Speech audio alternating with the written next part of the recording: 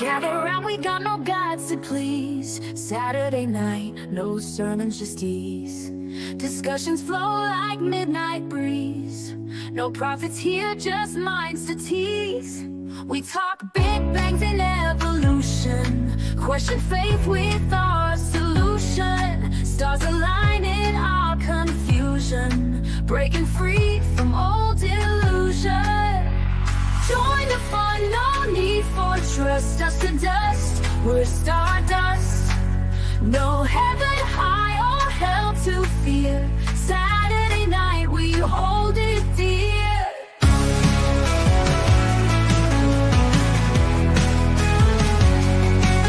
Fun and laugh at myth believers. Here we're all truth seekers. Open hearts and swift deceivers. Make a stand, no hidden levers. Raise your glass to reason, thrill, no ancient text, it's our own will. Debate till dawn, feel dull and chill. Saturday night, we've got the skill. Echoes of a godless choir, like the world was fought the fire. Free thought mindset to inspire. No holy walls to take us higher.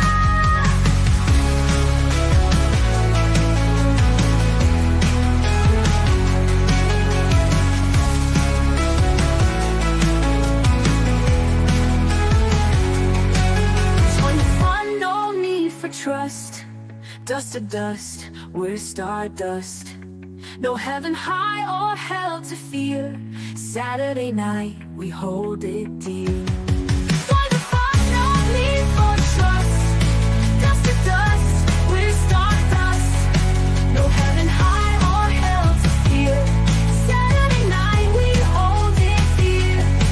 Fun, fun, no need for trust. Dust to dust, we're stardust. No heaven high or hell to fear. Saturday night, we hold it dear. Fun and laugh at myth believers. Here we're all truth seekers. Greetings. Welcome to the Captive Desk and Saturday Night at the Atheists. Hello, everybody. Greetings. Hello. We get the echo, Dave, from me. Somebody. Yeah, Is echoing? Mike. Okay.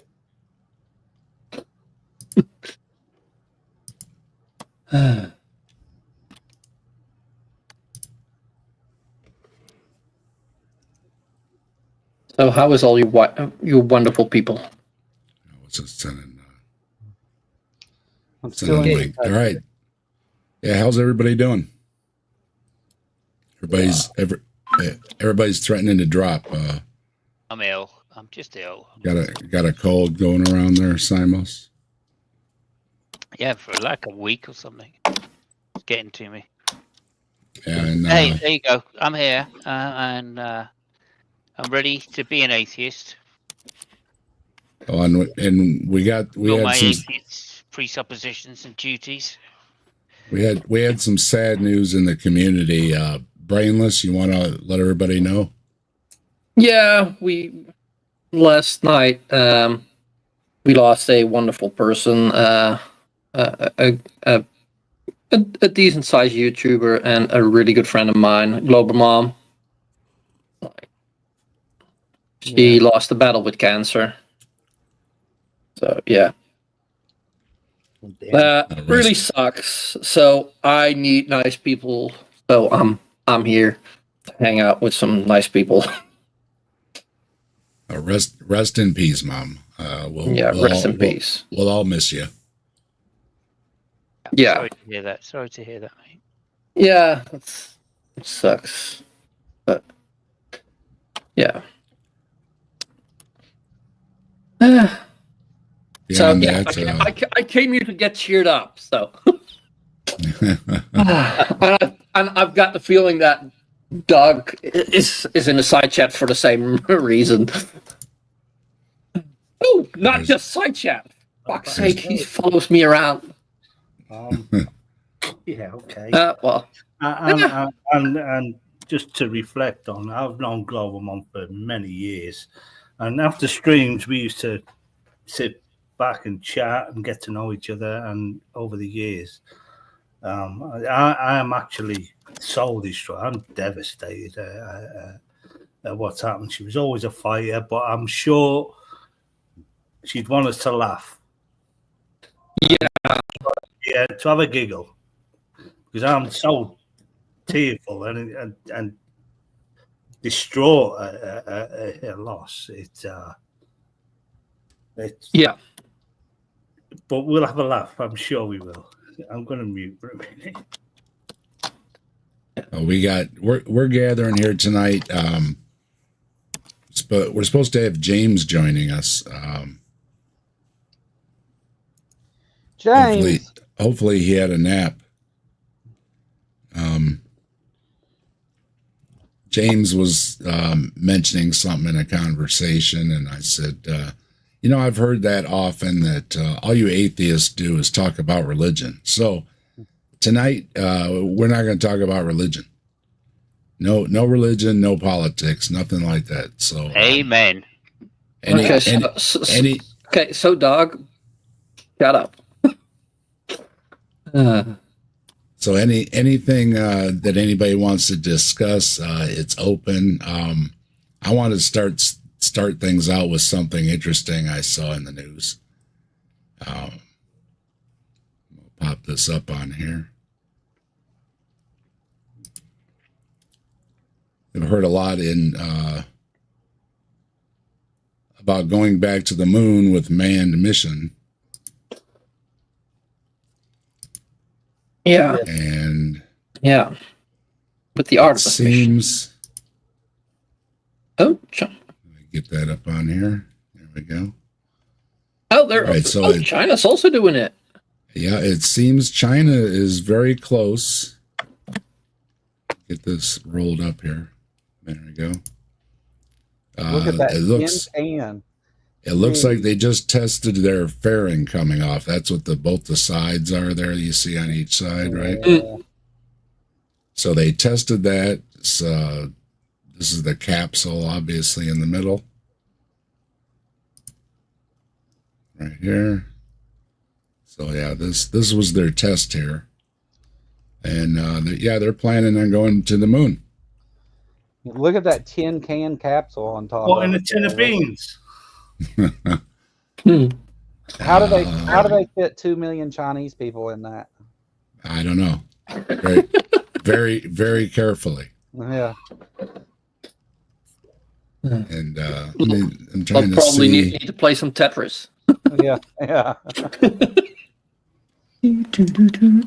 It has it's a number of milestones needed in order to get the Long March 10 ready for flight, with a first launch currently targeted for 2026. Cool. Capable of carrying 4 to 7 astronauts. So are we going to be in a space race with China? Kind of looks like that. I think China's lagging behind, aren't they?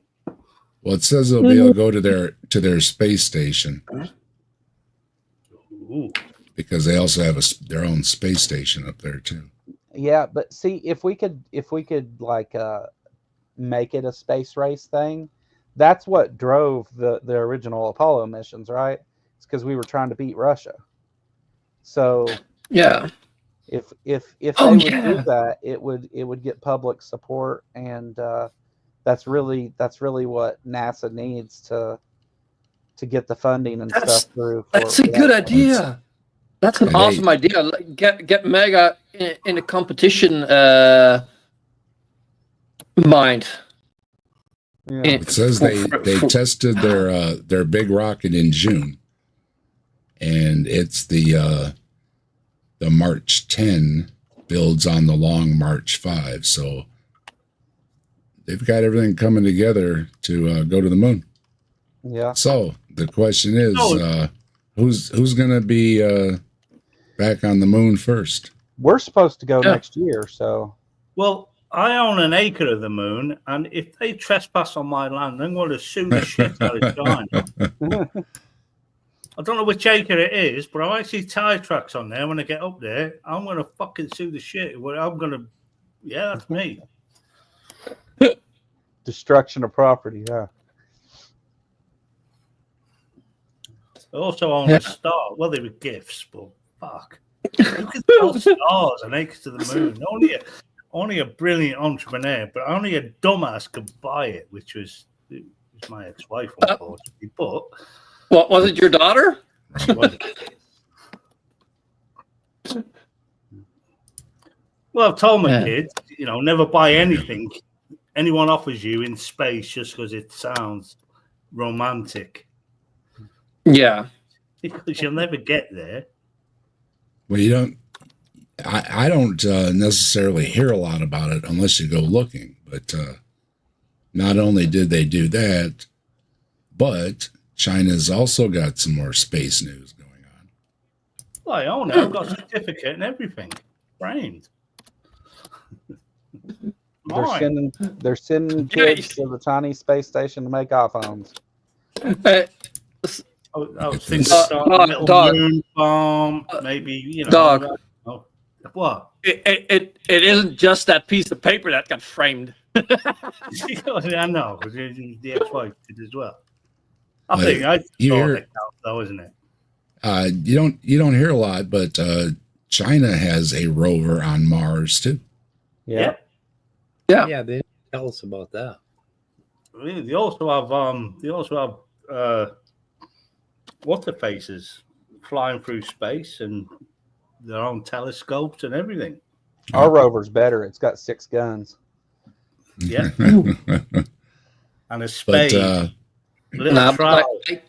come on, like it's our stuff of U.S. stuff got to be better because like Mark Rober worked on most of that shit. Well, here's what it has. Yeah. It's got ground penetrating radar, multispectral camera, navigation and topography cameras, surface magnetic field detector, and a neurological measurement instrument to monitor the atmospheric conditions. I didn't hear gun listed anywhere. I believe they've also got a restaurant addition to that as well. They're working on the water issue, trying to see if there was liquid water on Mars. And here's what's interesting. They think, well, as it slowly got worse on Mars, everything froze over. Yeah. And then it dried up. It lost its atmosphere. So they think they found evidence of this with the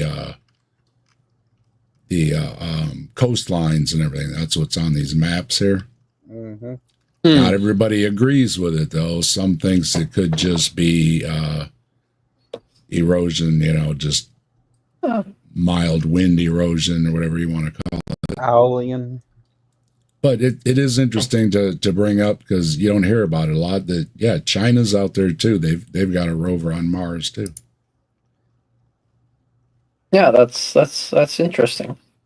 Well, at the end of the day, Russia, China, Japan, they all launch all the time. But the propaganda is it's NASA and Elon Musk, isn't it? Look, you've got Jeff Bezos. He runs a lot of his space flights. He just sent civilians up again just the other day or something. Yeah. How long until they build a church on it? Oh, no religion. No religion. That's not religion. No, it should be a dollar store. That's how soon before they put a dollar store there. We only hear what they want us to hear. McDonald's, you mean? Simple as that. McDonald's. Yeah. Wendy's. I'm looking Wendy's. for them to start putting advertising on the planets and moons so that when you look at them, you see an ad for something. Although, fair point. Like Musk did launch David Bowie into space, so there is that as well. McDonald's on the moon. It will be Nike. They're the first ones that'll put an ad in the moon. Just a big tick. Yeah, the big What do you think? Is it? Yeah. Well, I guess hearing what you already said, that I don't have a problem with it. I think everybody, the more the merrier, right? I think Well, space yeah, exploration is great. For sure. That's the way they it's going share to all work. that information, right? Competition drives these innovation. So Yes, space exploration is that the as number well. one cause for technology. Like it drives new technology and new ideas, and we learn a lot about physics and our universe from all that. And I think it's a wonderful thing, and that it should be more well funded than it is. Yeah, and also like it's if you have one group going there, it's like they're probably not gonna disprove themselves, and like I think that's with any science thing, it is good to have multiple people looking at the same thing and see if they Yes. both come to the same conclusion yeah, I or mean, similar. we're hardly going to mess the planet up any more than it is already. So Absolutely. And are NASA going to get the funding after January? Yeah. Well, that's what I'm saying. Like if Elon you might get it. incite Yeah. fear of the Chinese being better at it, hell, fuck, they're gonna get it. Well, Why do you think the and maybe whole it's world not gonna be- buys from China? Because they're better at everything. Manufacturing. The only problem is I'm not sure if the funding would go to NASA or if it will go to Elon. My guess is Elon Elon. sucking Definitely Trump's dick. Musk. What do you think? What do you think, Mike? About You think Where's the fun- you think competition more the merrier? what Is it money well spent? I don't like to see it as competition. I think they share all that data that they're getting, right? I mean, Don't process country to Trump because then he won't invest in it. If you make the competition, he'll invest in it. But we're gonna be optimistic tonight. So Yeah. I don't think they I share like the idea. technologies. I think, I believe it's worked out. I mean, look at the Apollo missions. I had a ZX Spectrum 128K, which had more tech in it or more memory in it than all of them Apollo missions put together. How cool is that? I think Go ahead. Let Mike finish. Let Mike finish. Let Mike finish. Let Mike finish. Sorry, Dave. Yeah, let Mike finish up. Hold on.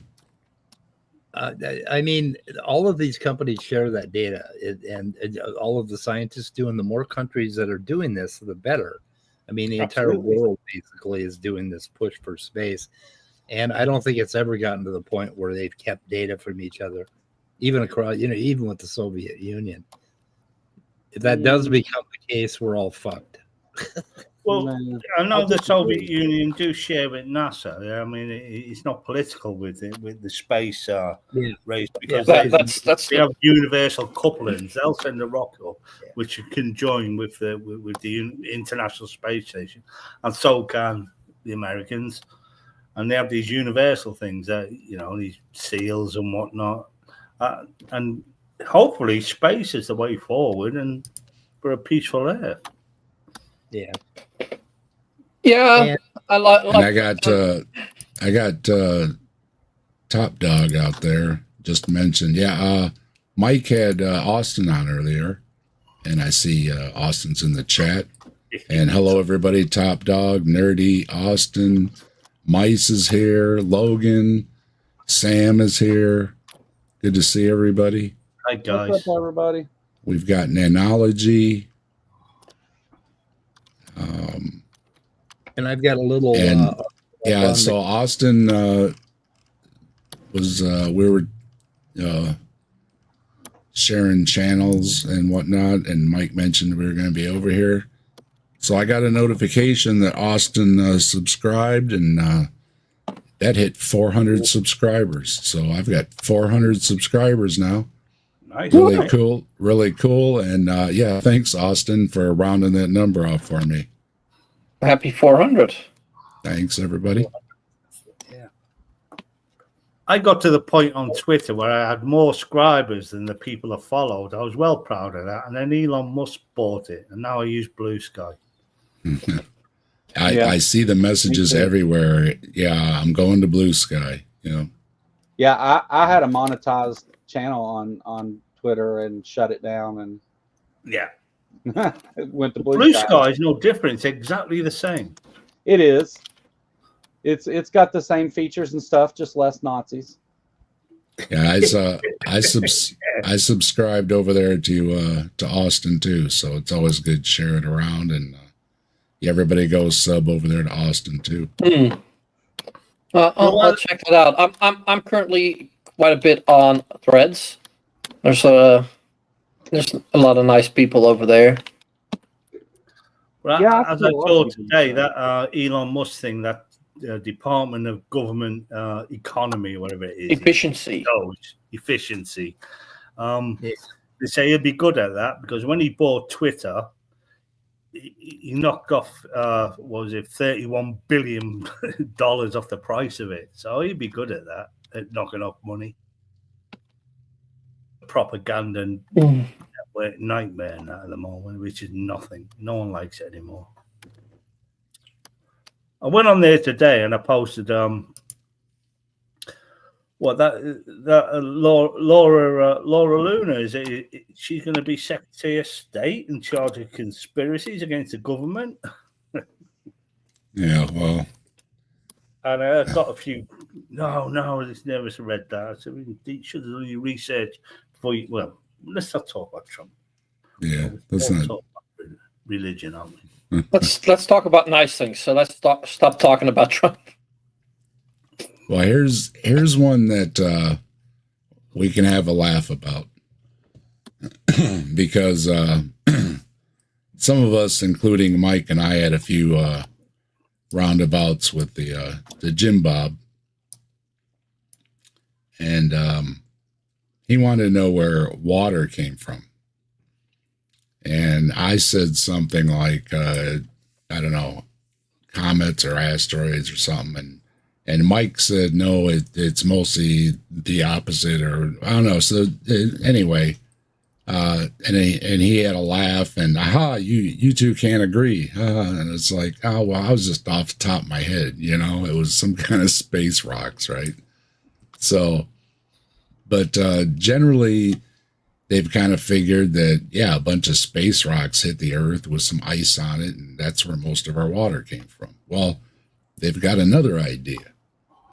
It seems that you don't need the water to come here to have water here. If you have sulfur makes a lot of extra hydrogen, and you have a bunch of oxygen with the volcanic activity, I believe it is. And bad egg flavored water. You can have water. No. Where's they put it? Probably trace amounts of sulfur you can find in all water, but hydrogen is the most abundant substance in the universe. We know that. Oxygen is up there. I believe it's like second or third. Oh no, they put a dang thing up on there. Anyway, you could read the article earlier. All right, I see how you are. So anyway, but basically, if you have sulfur, you can make your own water without having to have the water come in on icy rocks. So, Mike, what do you think about that? Is that interesting? Can that account for the amount of water? Okay, I'm sorry. It says basically, if you have sulfur, it'll make hydrogen. You'll have plenty of hydrogen to bond with the oxygen that's already here as well, and you can make water without having to have the water come in on icy rocks. Oh, interesting. But I have heard this before. Let's see. They put up a thing on there. I could read the article earlier, and now it's got a thing you got to sign in. But hello, Top Chester. How you doing? Here's my question: are they suggesting that that's where the water came from? I mean, I'm sure some of it, but like, I mean, the heavy bombardment was a thing, right? Yeah, and those rocks contain ice. Yeah, they're not just. It's not discounting that you could have icy rocks come in, but it's just another explanation and a possibility that you can have water form just by the hydrogen and oxygen. Maybe a little, but hydrogen sulfide comes from sulfur. That's the hydrogen. Yeah, that's basically used in the oil industry. Well, but I do think like the water we have over here, the amount, it probably did not come from one process. Oh. It probably came here from multiple ways. Probably some of it came from rocks from space, and some probably got created here with the sulfur, as you say. So, like, yeah. Well, something about it kicking off extra hydrogen atoms or something like that. I wish the story was still up. They put a thing up on it, but anyway. I'm trying to find the link. If you have a browser that can block scripts, that usually works. You say block scripts. It gives a slight explanation down below. So it's saying hydrogen survived inside sulfur-bearing mineral pyrrhotite and later joined with oxygen to create water on our world. There you go. So he's saying that there's a compound of sulfur. Sulfur obviously is a highly reactive substance like oxygen. And so that joins with hydrogen, which is abundant. And then, later the sulfur gets replaced by oxygen molecules, and that creates water, obviously. And there you go. So there's another possibility of how we got water on Earth. Now, these are all, again... Oh, you mean God didn't how much and put water everywhere? No. How much of all that... the ratio or percentage of, how much of each, I don't know. No, I don't think anybody really knows, but it's possible to get water without it being transported in is the basics of it. Yeah. But you still need the oxygen, don't you? But no, you've already got oxygen because of, what was it? Does it say Simos? Wasn't it? Well, no, oxygen. Volcanic? No, the oxygen comes from. Well, I mean, it's the water or something. It's produced in supernova. Oxygen is a common thing because it's it's lighter than iron, which is the largest amount that can be produced in a star. So, yeah, I mean it's an abundant. So you got a plenty. Yeah, so you got a plenty. And like I said, it caught my eye when I was looking around because, Jim Bob thought it was a gotcha on us because we didn't know exactly where all the water came from. And it's like, I don't think they know exactly where all the water came from. So here it is. Yeah, here's another possibility of where water could come from. So stupid. I hate to tell Jim Bob, but there are no labels on the molecules. And I also made in China, made in space. Yeah, we don't have it. How'd all that water get in his head? Yeah, there you go. Well, if you're listening, Jim Bob, sometimes he strolls through seeing what we're talking about. I mean, they have done Here you go. Yeah. They've done experiments on some of the asteroids in the asteroid belt, obviously, and they say that a large percentage of them are made up of water. So. And also, Jim Bob, I want to tell you kind of suck. I'm dying. And like all of the rings, of course, around what turns out to be most of the planets are all crystallized water. So there's that as well. Yeah, I think it one. I don't want to say it. Probably was Thunderfoot. Probably talked about water being basically everywhere in the universe, or at least. Yeah, you've got the elements everywhere in the universe, like with this, where you got plenty of hydrogen, oxygen, where you could make water. So it doesn't seem to be a problem. It's getting all the right conditions on a planet. Go ahead, Joe. It's the essence of liquid water that's right. Yeah. There's ice water all over the place, right? There's in ice form, it's on multiple planets, moons, and everywhere in our solar system. But liquid water is the unique thing. Yeah. And the reason because that is quite well. That's basically what the Goldilocks zone is. right. Right. You need it's quite a small range of temperatures where water is liquid. If you have an atmosphere. That's the Goldilocks zone to us. It could be something else to other species. Yes, of course, dumbass. They might not need water. We've seen on the moons of Jupiter where the gravitational forces from Jupiter cause them to move and squeeze and generates heat from the inside out, which could result in liquid water being present on one of the moons. That was the thing. Can you just put up what Mike's sharing right now? Because that's talking about NASA sending a clipper to Europa. Yeah, the Europa mission. That's cool. Yeah, that is going to be a cool one. I think that's going to deliver results in 28. Yeah, of course. If you go to Europa, it's going to be cool. Yeah, and they're going to fly through those geysers, basically, and collect samples of the water. So they might find biomolecules or whatever. They're looking for life, of course. I really doubt they're going to find it there, but you never know. It would be cool if they did. Can you imagine the logistics that it takes for these, because it obviously has to do at least 2 orbits of the planet, our planet, to get the momentum to get out there and get it right inside where they want it to be. The mathematics and logistics are just incredible. I find that really fascinating. Yeah. I'm always in awe on how they can hit something.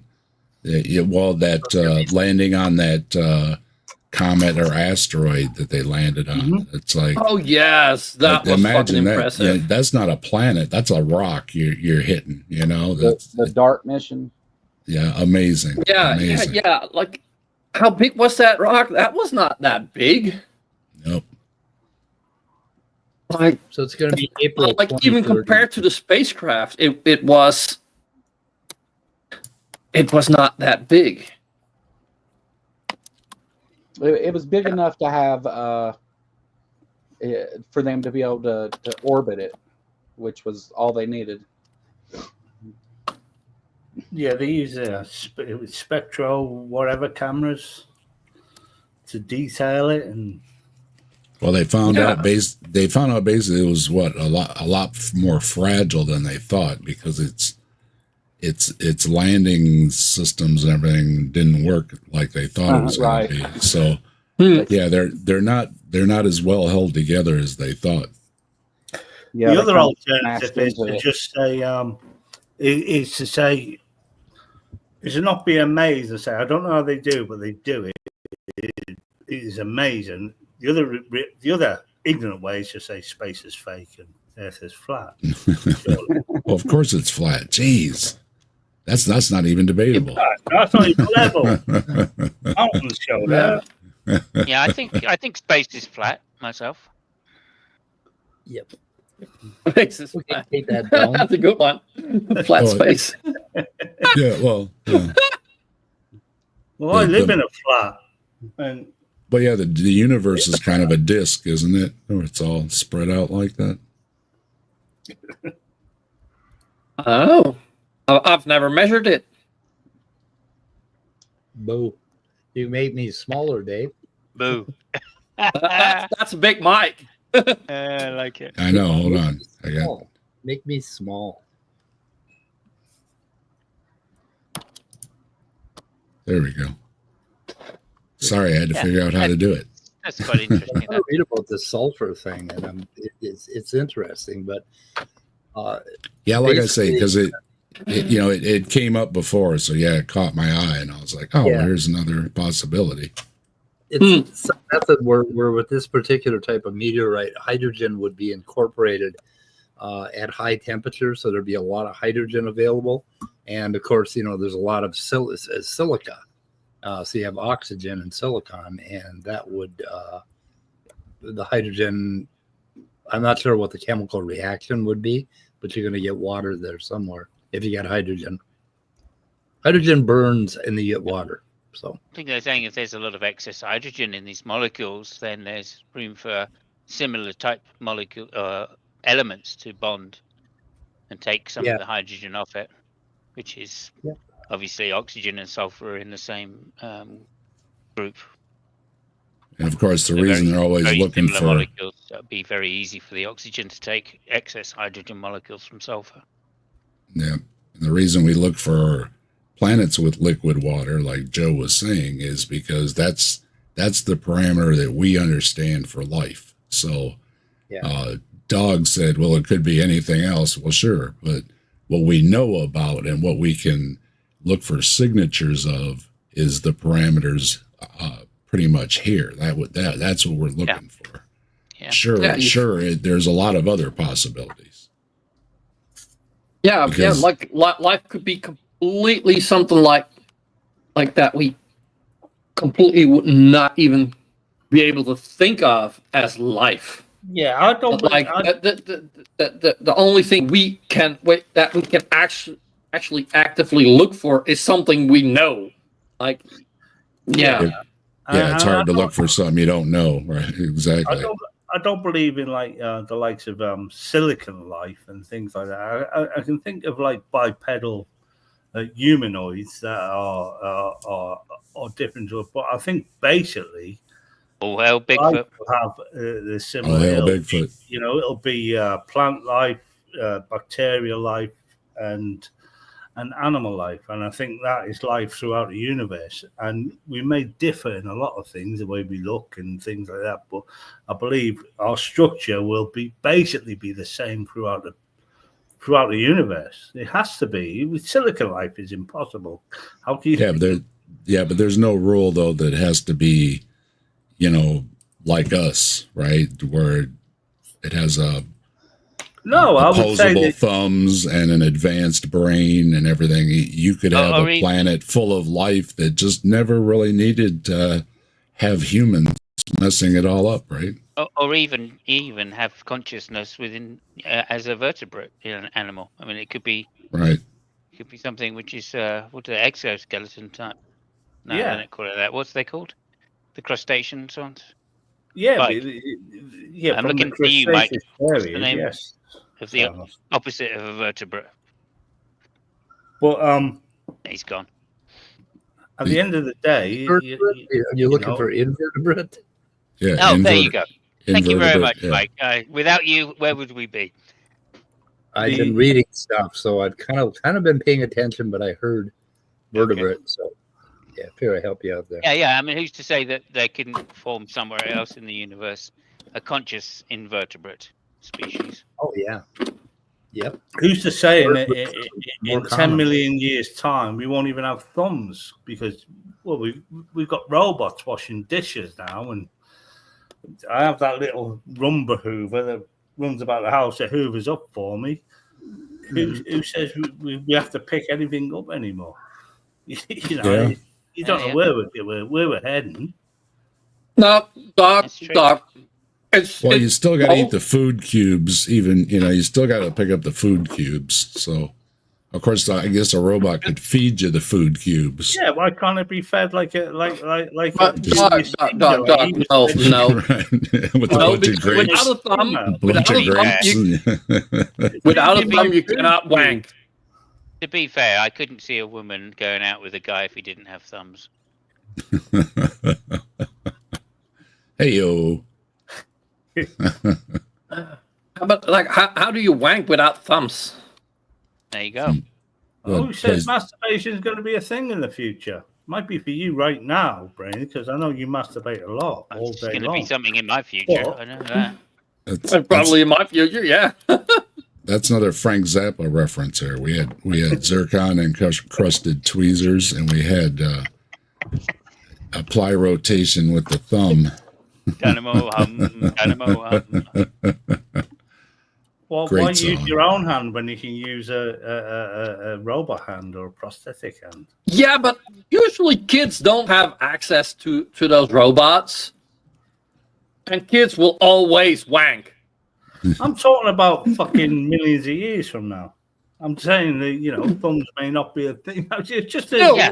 Well, Maybe not. You're right. They've, You're right. they've pretty much, they've pretty much got mechanical friends now. I mean, it's pretty close. Yeah, the only way we can achieve that is if we get rid of religion, because religion will always suppress masturbation. Religion. Well, we don't have no religion here tonight, so So that's everybody have a good wank and be happy. All right. Yeah. If you're out there, hit the thumbs up and use it to wank. There you go. Jesus wanked, by the way. If he was real, Jesus wanked. He was an adolescent fucking boy at one point. Speaking He of just thumbs had up, that Joe. basic instinct to spread his seed all over his. And you're not so grumpy. You know what I mean? It's, a lot of folks are just too grumpy. It's like, you just need to go pull one off. Things will be a lot better. Get on with your day. Get it out of your system. Right? I'm sorry, my silicon neighbor. I didn't want to disrespect your species. I didn't mean to. But anyway, yeah. So one more time, Jim Bob, if you're out there, here you go. Here's a way you can have water. All right. So I don't want to hear about it again. Hello, Silicon neighbor. How you doing? Hey, Silicon. Yeah, we got Chris here in the chat and everybody joining. Hello, everybody. I've got a Silicon friend upstairs. Well, part of a friend. Never mind. Well, so let's see. You want some good news? Let's see. What do I got? Here's some people may Only women have silicon friends, I guess. here's something could be seen as good news. Oh, cool. So, Okay, so they can. come across Earth to destroy us? That would be Well, good news. Oh, no. If what we have are nukes, right? So Right. they believe that if they detonate the nuke, the X-rays from it is enough to move an asteroid, and this they've actually tested in the lab. And again, it let me read it earlier, but now it's not. Okay. Yeah, you only get one Browser story. are you using? Yeah, you only You get need to one go. subscribe. Yeah, you only get one go at it. That's all right. What I know what it browser are you says. using? I'm in Google. Oh, yeah. Yeah, no, because in Brave you can just say, disable all scripts. And it disables Well, that. it's no big deal. I was just looking for stuff to talk about. It's not important. But they actually have tested this though in the lab in a vacuum. They took a tiny little rock and they took a powerful X-ray machine, projector, whatever they call it, gun or whatever, and they fired it at this little tiny rock they had in a vacuum chamber, and they were able to prove that yes, the X-rays are enough to move the rock in a vacuum. Well, that's pretty cool. Well, that's pretty cool. So I thought, that's kind of some good news. So if a rock sneaks up on us, and they've talked about it before that if you blow something up like this, it can make things worse, right? Because then you got a whole bunch of rocks coming at you, right? Yep. This, though, you wouldn't have to actually, detonate it close enough to break it up into a bunch of little rocks to worry about, but enough that the X-rays would be enough to nudge it out of the way. Yeah, you don't have to That's nudge the it by idea much of to a get it to miss the Earth, right? Right, that's the idea. You just a little bit. What's that, Mike? Well, then they're just in our orbit at the moment. It's just about to leave our orbit, actually. Oh yeah, we've got the twin moon. Extra moon, yeah. The non-visible moon.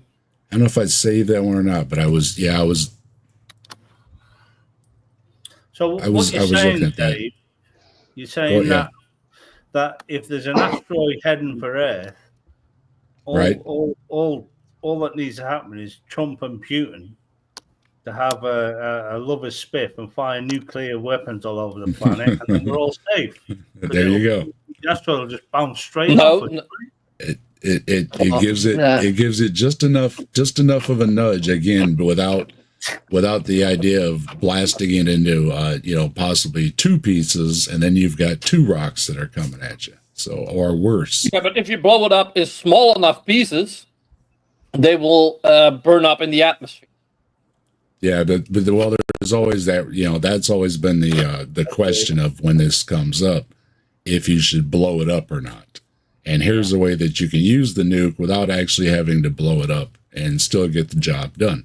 And of course, we already have them basically on rockets, right? So it's just a matter of firing them, into space. I'm not sure what an ICBM can do, but I mean, they get pretty high. So maybe with a little booster, you're there, right? So that's some good news. Because, you hear about these things, right? Every now and then, one just missed us, right? One just missed us. Oh, and sneak up on us. Right. So you kind of, it'd be nice to have a plan, right? just in case. Night you see shooting stars and things missing us. But yeah, there is that one. It only has to be the side of a double-decker bus, and that's a. And it depends where it hits too, right? Yeah, it has a big deal where it hits. Well, I think it would happen. I think it would be world effective. Well, Austin mentioned earlier when he was talking with Mike there that one of the things is, what if, right? We don't have anywhere to go. And yes, it doesn't take much to cause a worldwide disaster. Just ask the dinosaurs, right? Well, it's something the size of a double-decker bus hitting the planet at big asteroid that one. 280 miles a second. That's an extinction event. It really is. How big did you say it was, Simos? Well, it's pretty bloody big. I mean, the crater is like 80, 90 miles wide. Yeah. So I'm guessing it's PBB. Okay.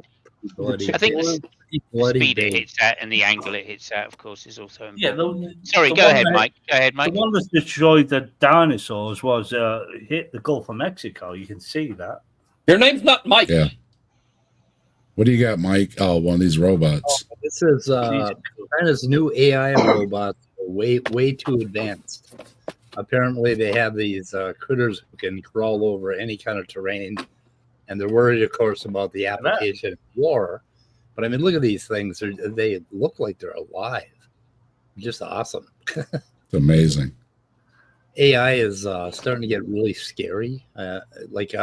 Yes, I use ChatGPT 50 times a day, and it freaks me. It's freaking me out more and more about how smart it is and how unbelievably educated this goddamn thing is. It's pretty cool.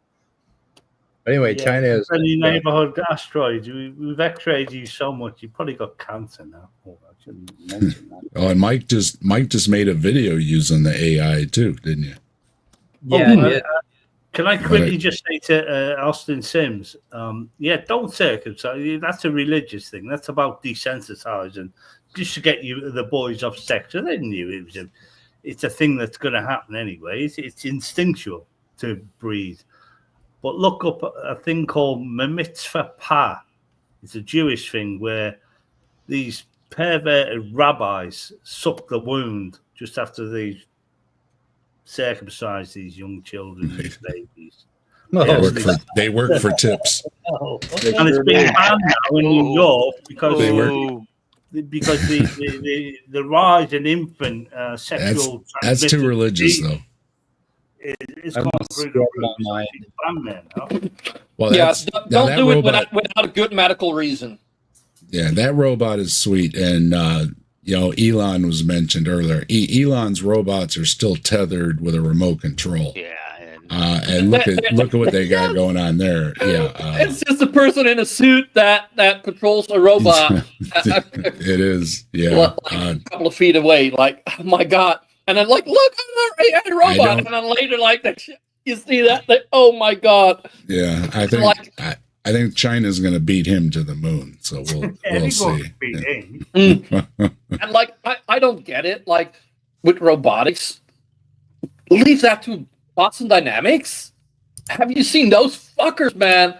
They make some fucking amazing shit. Yeah, I love that music video they did. Let's find that. That was pretty cool. Yeah, like just they do such cool shit. Well, all right, and then kind of a spin-off here. Once again, the UFOs were in the news recently. They had hearings again about a supposed whistleblower, and here we are again with here we are again, basically with an Area 51 type thing going on, where we've got some sort of debris. Possibly somebody says some kind of biologics. So basically the question is, what do y'all think? Are we being visited, or are they just birds? Well, my argument here is, like, if they were intelligent enough to have conquered being able to travel in deep space, why would they be dumb enough to come here? Well, if they would come here, that is a straight contradiction. Yeah, no, but also like the fact that if they would come here, it would be like Europe visiting America. And then we would be what happened to the Native Americans. Well, I often joke around that Earth, if these are alien spacecraft, Earth seems to be the big pothole in the universe that they just can't miss. You know, that you know it's there, and you just grit your teeth, right? And you hope you don't bend a rim when you hit it, right? When you're driving your car, okay? Because they're always crashing into Earth, right? Now, you would think if you had the technology to traverse the universe, you'd have figured out how to miss, hitting planets, right? Yeah, or at least land safely. Not just planets either. I mean, it's microscopic, particles in in between, right? There's space is not empty. Let me just say that. Yeah, every tiny little thing. Well, they've already had some kind of micro thing, or maybe it was our own junk that hit the space station, and they had to do a little patchwork. The space station and satellites get hit by micrometeorites all the time. Correct. That's a common thing. Yeah, but the question is, though, the speed you're traveling, though. I mean, are these spacecraft, traveling, near the speed of light or something, and then you hit that tiny little rock, right? Nowhere near the speed of light. Yeah, of course. there's the fact that's correct. There's a cosmological constant where matter can't travel beyond the speed of light. We know this. So these ships would have to have been traveling for millions of years, or at least tens and hundreds of thousands of years. And they would have to be massive, and they would have to reproduce on these ships and kick out their dead behind them and whatnot, and still carry on and still make it here. And then for what? To do what? This is the thing. Usually to visit lonely people. Like we say to tons of mice, how dare you mention the O word? Well, there was a good series of films. Sorry, Dave. There was a good series of films called Space 2001. Oh, which was about aliens coming to this solar system, but they weren't coming for Earth. They weren't coming for Earth. They were coming for Jupiter, and starting a new series of planets or habitable planets in this solar system that they could move to. So, well, we've had we've had Star Trek for a while, and I've seen the schematics of traveling at warp 9.9, and it basically gets you to Pluto in like 8 minutes, 9 minutes. There's actually, and warp 10 is the speed of light, which they did on Star Trek. Warp 1 is the speed of light. No, it's not. It's absolutely not. Warp 10 is the speed of light, and they did it on Voyager. Well, it's not actually a speed, though, is it? It's warping space. Holding time. Exactly, yeah. And well, no, because from a photon's point of view, it can be anywhere in the universe at once, and that was what Voyager did with. Yeah, but isn't the idea though that the ship isn't actually moving? You're warping space time around the ship. Isn't that the idea? So the ship doesn't actually have any speed. You're warping space time around it. It's also to do with the deflector dish, which just deflects things in front of you so you can maintain that speed. That's the Star Trek universe. Well, it says here in Voyager, they travelled at warp 10. Tom Paris travelled at warp 10. When he came back, he turned into a fish. So it says here in Star Trek, warp 1 is equal to. It says here in Star Trek, warp 1 is equal to the speed of light. Warp speeds are based on a scale where each is a factor of the previous one. For example, warp 2 is 8 times. Warp 3 is 27 times the speed of light. Well, there you go. Star Trek. That's Captain Kirk days. There we go. Yeah. All right. That's where warp speed came from. Yeah, that's Captain Kirk. So warp speed, warp 1 is light speed. Yeah. Master can't travel at the speed of light ever. I watched it. Well, I watched a lot of Star Trek, and they didn't crash into a lot of planets. I mean, they had a few crash landings, I guess. The famous movie where they had to ditch the Enterprise and everything. But that's what most of the time they missed other planets, right? So why do these UFOs keep crashing here, and why do they have supposedly all this debris from them crashing here? That's my problem. Not so much the sightings, but that they supposedly there's so many crash sites.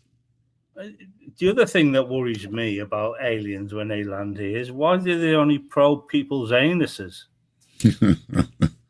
Well, you know, what we like. Good point. Maybe they don't know how to masturbate. Everybody's got their own thing, I guess. The aliens got their freak on or whatever. Why make a new hole if there's already a hole there? Also, it's one of these dumb things again, right? So, like, if they all crash here, right? Well, if we have a certain number of crashes on Earth in a particular location, strangely enough, but just say that they were equally distributed across the globe. That would mean, as you know, the chances of them crashing on other planets, especially the larger gas giants, are a lot bigger. Right? So there you go. Just saying that maybe Area 57 hang on. Yeah. There must be thousands and thousands of UFO crashes in this solar system alone. You would have thought they probably have learned to avoid the place by now.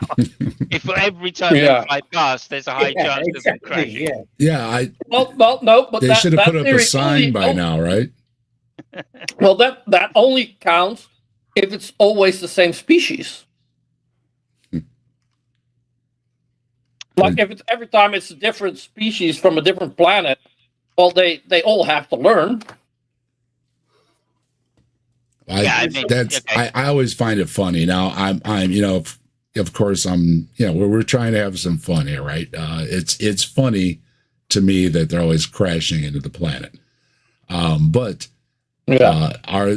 sure, it's possible, right, that aliens have a ship and they come here. Why not? But then again, well, what is the purpose? If it's to remain unseen, they aren't doing a very good job of it if they're out playing tag or whatever with the fighter jets, right? And showing up for pictures and stuff, showing up on radar and everything. Of course, it's open to interpretation what you're seeing on the radar, because some of it looks like birds, some of it looks like other planes and stuff. I've every time they talk about these amazing maneuvers and everything else they have, those I don't see on the video, right? The video they release never really seems to have these things. And then the claims of the speeds they're achieving and everything without any way to measure it, et cetera, et cetera. I always joke that, it's a bird. I don't think they have anything definitive. Often it is. Yeah, I don't think they have anything definitive. Perspective. Right. And why they're having hearings about it for releasing, nothing, and just having somebody, it's like what was his name? Bob Lazar. You've got these people that come out and claim, oh yeah, the government has these alien crafts, these alien bodies, they reverse engineering all this stuff, and then it never really seems to pan out. And after they have their 15 minutes, they seem to not be around anymore so much, right? Yeah. And then quickly to Top Dog, Shadik, do you understand that when you travel at the speed of light, the time stops altogether? That's why you can be everywhere in the universe. You cannot travel 7,912 times or infinity of the speed of light. The speed of light's a constant. That's it. Well, that's what I mean. That's what I mean about warp speed. Time stops when you travel, and we've proven it. You can't actually travel that fast, but if you change the rules, basically you can. That's what they're doing. If you warp the space around you, if you travel at one time at the speed of light, you can be anywhere you want in the universe. That's how it works. It's time and space. But that will require infinite amount of energy. Exactly, yeah, and that's the thing. That's what I was saying. That's why we've never been visited by aliens. It doesn't mean you can be anywhere, but that doesn't matter. Yeah, they were supposed to come here and visit Southwick Mall. He's never been disproven. But we turned it into an Amazon. Yeah, big part of my childhood was at Southwick Mall. Yeah, they would have Santa there and everything, and Orange Julius, and all the good stuff was there. And you're going to say Santa isn't real now, aren't you? Among many malls that aren't around anymore, you just don't have that a whole lot of malls. Kind of the fad, so to speak, faded. Ebenezer Dave, never had you down as that guy. Oh no, I love the holiday, but this, It was a big empty lot for quite a while, and they turned it into an Amazon. At least it's not a big ugly lot anymore. But there's a lot of childhood memories going there. They had the big fountain and the big steps all around there. They would have concerts and stuff there. Holiday music or whatever, different things. It was one of the popular malls for quite a while. It had a theater in it. Yeah, good times, flashbacks. So anyways, though, but yeah, so I think why they're having hearings about it, I don't know. This is something that if the ship's going to land, you'd think everybody's going to know about it. And if they don't want you to know about it, then I question why they're buzzing around so close and crashing into the planet all the time. Either way, I don't see, like Dog said, I don't see why. What are they doing, right? Yeah, if they're that sophisticated to get here, if they don't want us to know, we will not know. Yeah. Period. So, but and again, why would they go? I guess out of curiosity, see what are these crazy creatures doing? Yeah. I question the claims of these people that are supposedly telling the stories. That's my problem. I don't think there's a good credibility thing Well, going there. The problem is they will probably believe what they are saying. Well, and ultimately it'll come down to a conspiracy theory they don't want you to know and everything. But like a lot of us know that have examined these things from a skeptical point of view, conspiracies never work with a lot of people. And if you have all these people that have been in these, you know, what quote Area 51 type places, right? You have way too many people that haven't said anything. And because one person, and in the case of Mr. Bob there, it turns out he was never really even there anyways. He just made it all up. So now you've got this person and the claims of the biologics and everything, even that raised eyebrows among the UFO people and stuff, that maybe he's pushing the story a little bit too much. So we shall see, I guess, right? Yeah, and also like if they come here and like they want us to know, and governments are trying to hide it, I'm pretty sure that government is not going to be around for long. Well, obviously, that always raises that what kind of aliens would come here? Are they going to be friendly or not? And either way, they probably have the technology to overpower us. Yeah, so. I'm pretty sure if they came here to harm us, they will harm us. If they got to reach here, then yeah. If it was one craft that would have crashed here, then maybe, but so many, that's fucking impossible. Oh yeah, and they hover well, about. Not impossible, highly improbable. Let's keep it at that. Why do they always pick on cows and disembowel them for some reason? I don't know. I don't get that. I know. Leave the cows alone. Horses too. Cow somewhere. Yeah. They almost looks like somebody. That's because the goats are already taken by the chupacabra. No, they almost look like they were neglected, and yeah, they were all emaciated and dehydrated because they got lost out in the middle of nowhere. But no, but the aliens did it. The aliens did it. They want to. Yeah, but I also think like if they would come here, but if they come here to observe us, they don't have to get close. As long as they're in the solar system, they can know everything about us. We're one big radio station transmitting everything we do. Yeah, if you want to talk again about abductions or whatever and stuff, they're coming here for probing and everything. A lot of the stories you hear seem to sound more like nightmares, right? They're coming at you with probes. They're coming at you with things that they're sticking in your brain. They're coming at you with big needles and all these things, right? And these are all kind of the things more sound like of a nightmare rather than like we're going to talk about Star Trek. Star Trek basically has a handheld MRI, ultrasound, all-in-one handheld device, right? Yep. And we have similar technology. Obviously, it's still a lot bigger, but it'll get smaller, and I'm sure one day we'll have a handheld MRI machine. There's no reason we can't, right?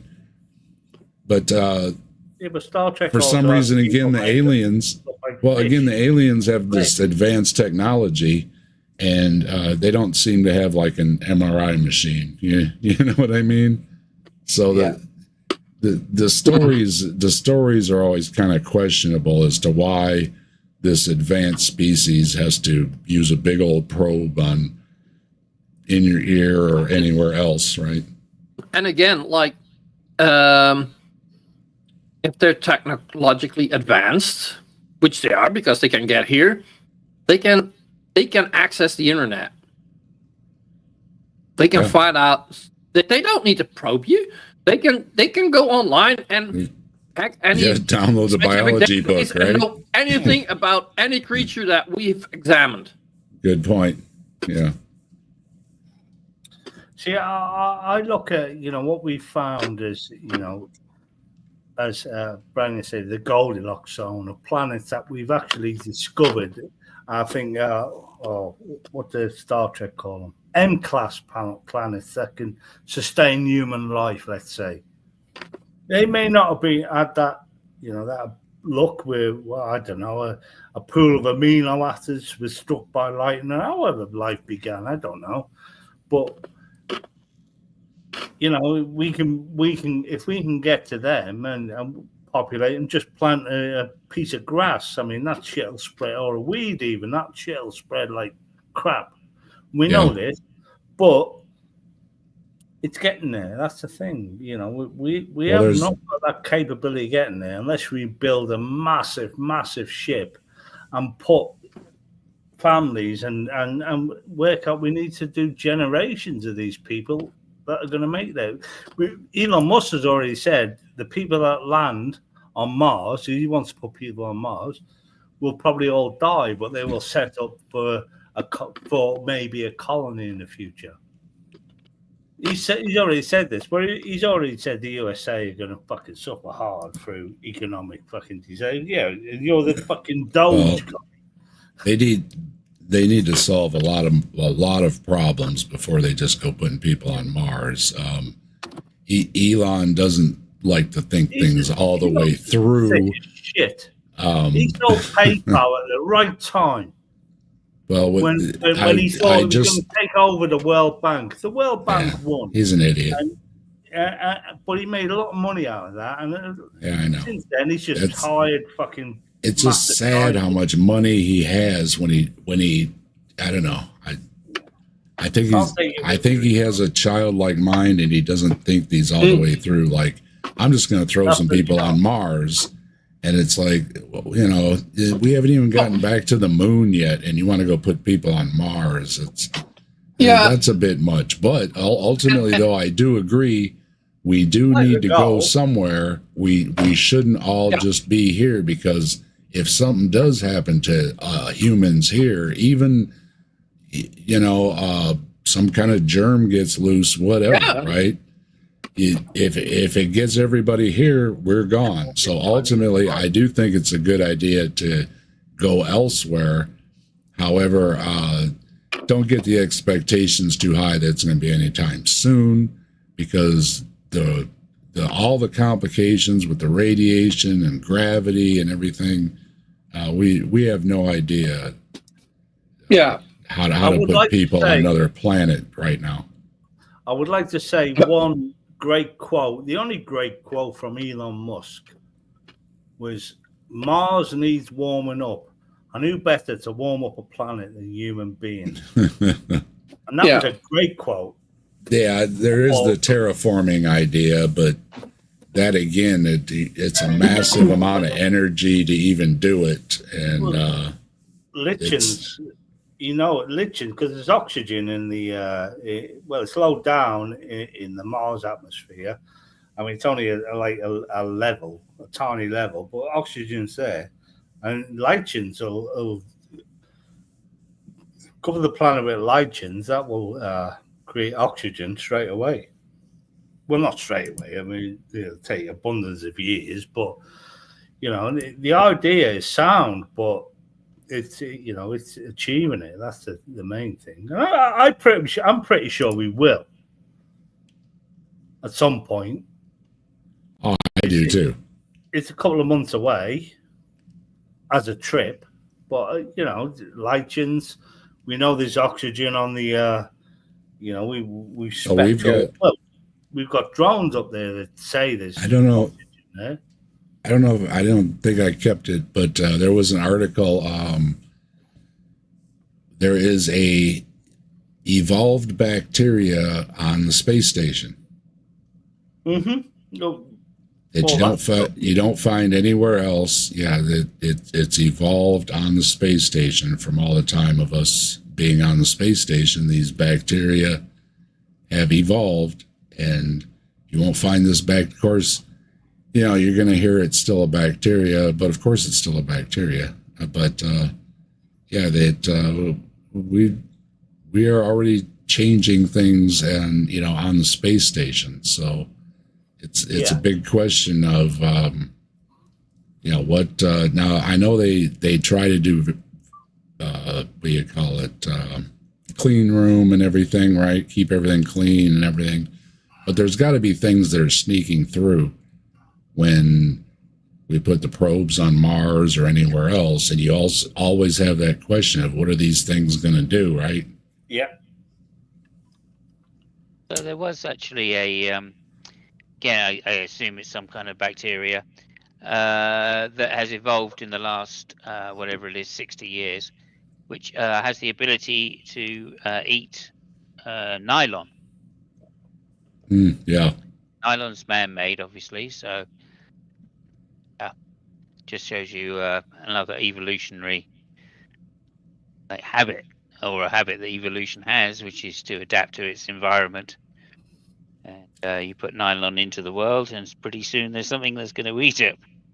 Yeah, I think they found something that's eating the microplastics now, because there's so much out there that they're finding a way to make use of it as a food source somehow. So, and tons of mice. Yeah, you're right. English hotels are a little bit slower because we don't rely on tips, but they don't rely on tips for their wages. They're not as eager, let's say. That's a true fact, actually. are you sure it's a true fact? Oh, I see, tons of mice. I thought you were referring to English hotels there. Yeah, no, he said, waiting hundreds of years is like waiting on service in an English hotel. And because we don't rely on the English hotel or the servers, the waiters, waitresses, or whatever you call it. We keep wait persons. Well, they're not all like Faulty Towers, Yeah, it's not Faulty Towers. They don't rely on tips for their wages. They actually get at least a minimum wage. So tips are extra, not part of the wages. Things are changing. There are restaurants which pay off tips now. The world is fucked up. We know this. Well, like I say, we have to do stuff on the moon because it's close by, right? And we already have a problem with rescue missions with these, I think 2 people that have been stuck on the space station because the return craft had problems, right?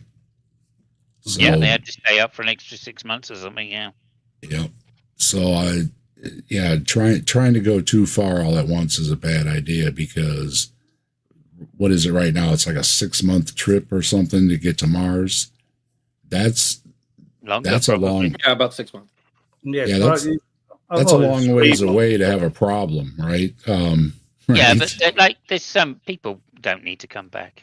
If you're going to Mars, that's pretty much a one-way job. You know what I mean? It's a one-way. Yeah. We've been told that. Yeah, it's a one-way trip. Well, there's lots of people that would go, "Yeah, I'll do it." Yeah. But they will set up a lot of shit for the next lot. Who knows?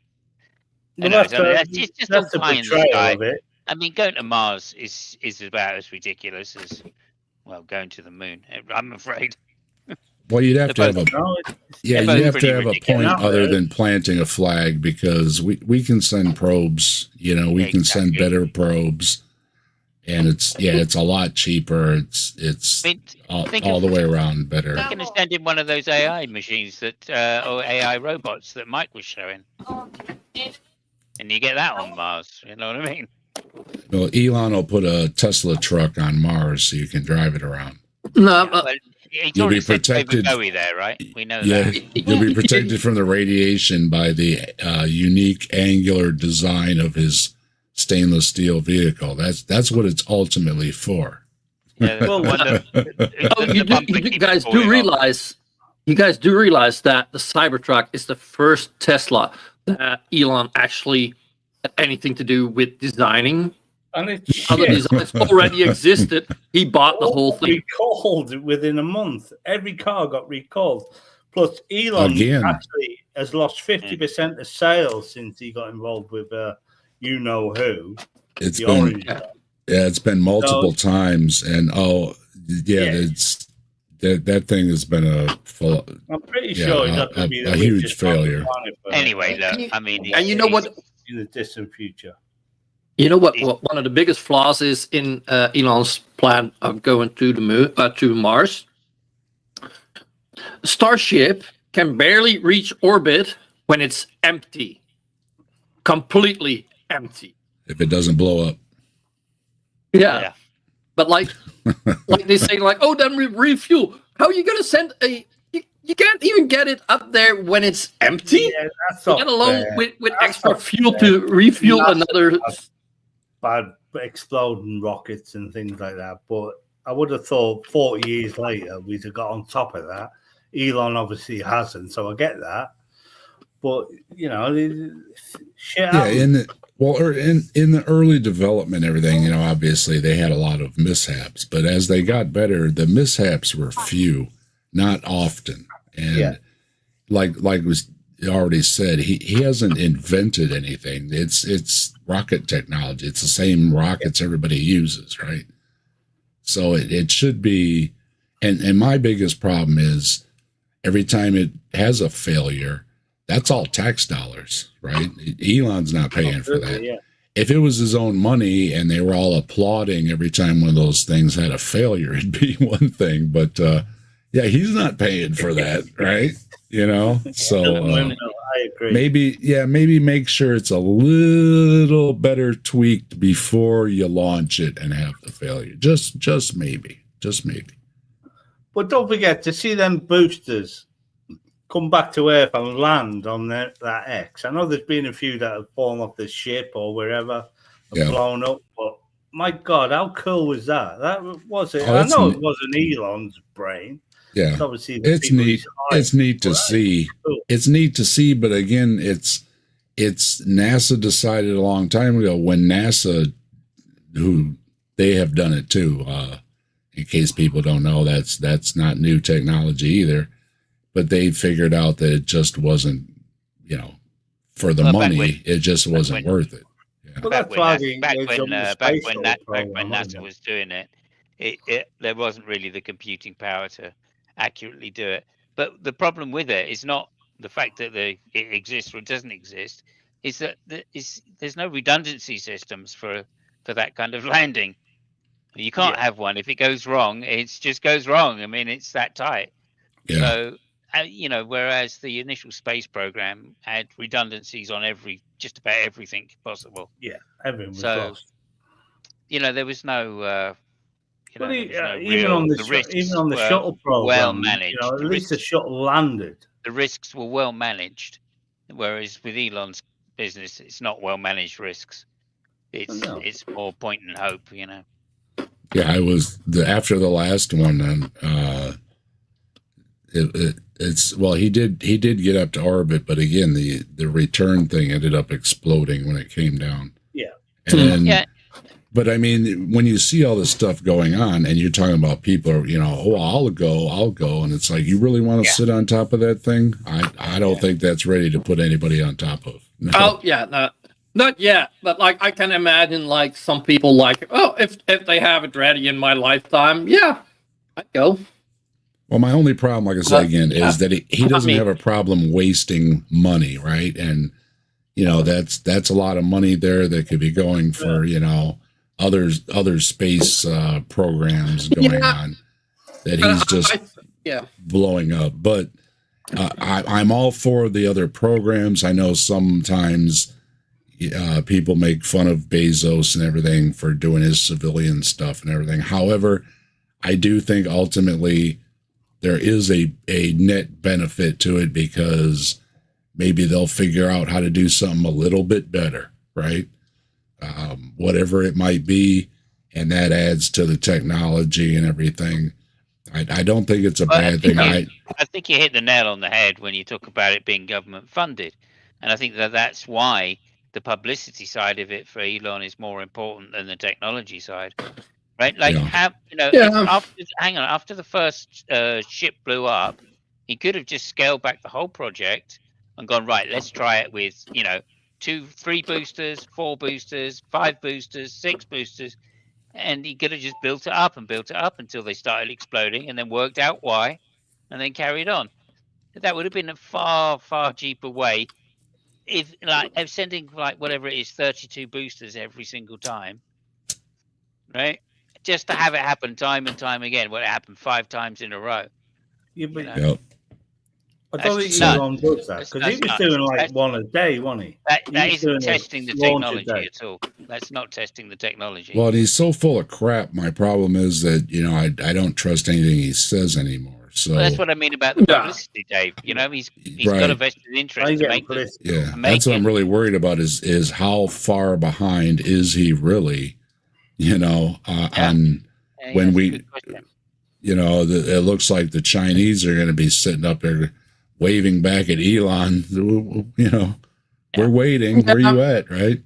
And I think Elon did a very good job at first convincing people that he was smart.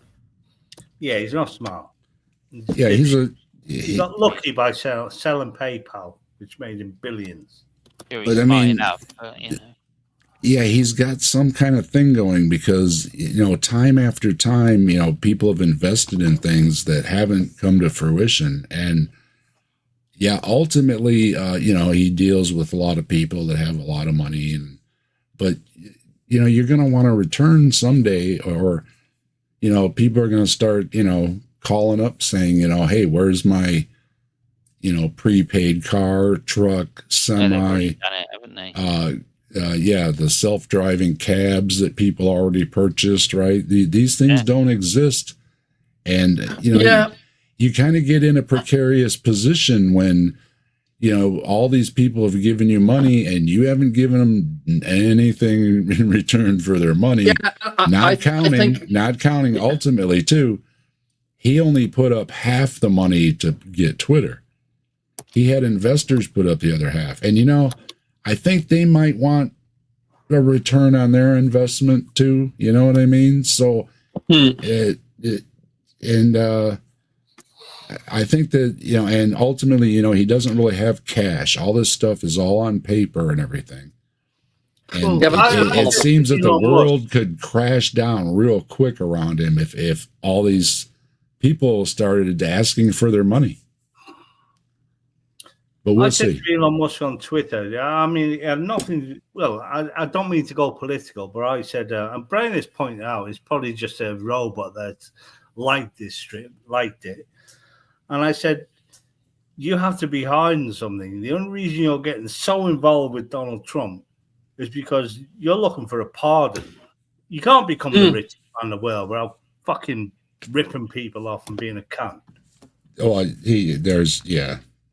but that's the I said, thing. you're I looking mean, for a pardon. There's something bad he's done, He's- and that's the only reason involved with Trump.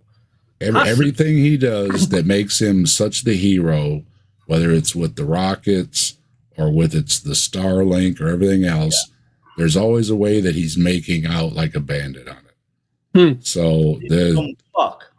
That's why. so Yeah, you mentioned Starlink. Oh yeah, he gave Starlink to Ukraine.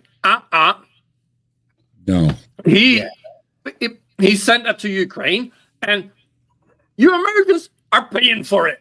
He's Right. making millions of it. yeah, he sent it. He He sent it does not free. think that he doesn't see money in. No, he didn't send it free. And you know what he did too? He overcharged the government. Yeah. Our government would have been better off just giving the people the cash to buy it for themselves, and it would have been cheaper. So I have to admit, there's and I mentioned big that on problems. stream. Brainless will verify this. It was about a month ago. I saw Starlink come straight over my head, oh yeah. and it was impressive. I have to admit. It's was already very- been Yeah. it's already been the cause of UFO sightings and stuff too. Those things Yeah, and you going know what? overhead. But you know what the fun thing is? Starlink will eventually bite him in the ass. Because if he's got enough Starlink up there, Elon can't send up any more rockets without hitting a satellite. Yeah, that is. Like he's cluttering Yeah, up yeah. space. Of Yeah, course we- it can, We do have a lot of garbage up there. darling. Well, that's another issue that they talk a lot about is, so much junk up there in the way. Are we going to clean it up somehow? Because it will cause a We're gonna problem. have to. We're gonna have to. Well, it's just a big magnet up there will sort it out, won't it? Joking, of course. The big magnet will not sort it out. But Well, and speaking of going back the to like the mathematics and logistics of launching into space, we know where everything is there, even the debris. We know what's up there. Yeah. And most of it will fall down eventually anyway, won't it? It'll Well, always be. well, speaking of figuring out how to ways to do things, right? Trying to get this they imaged this star, right?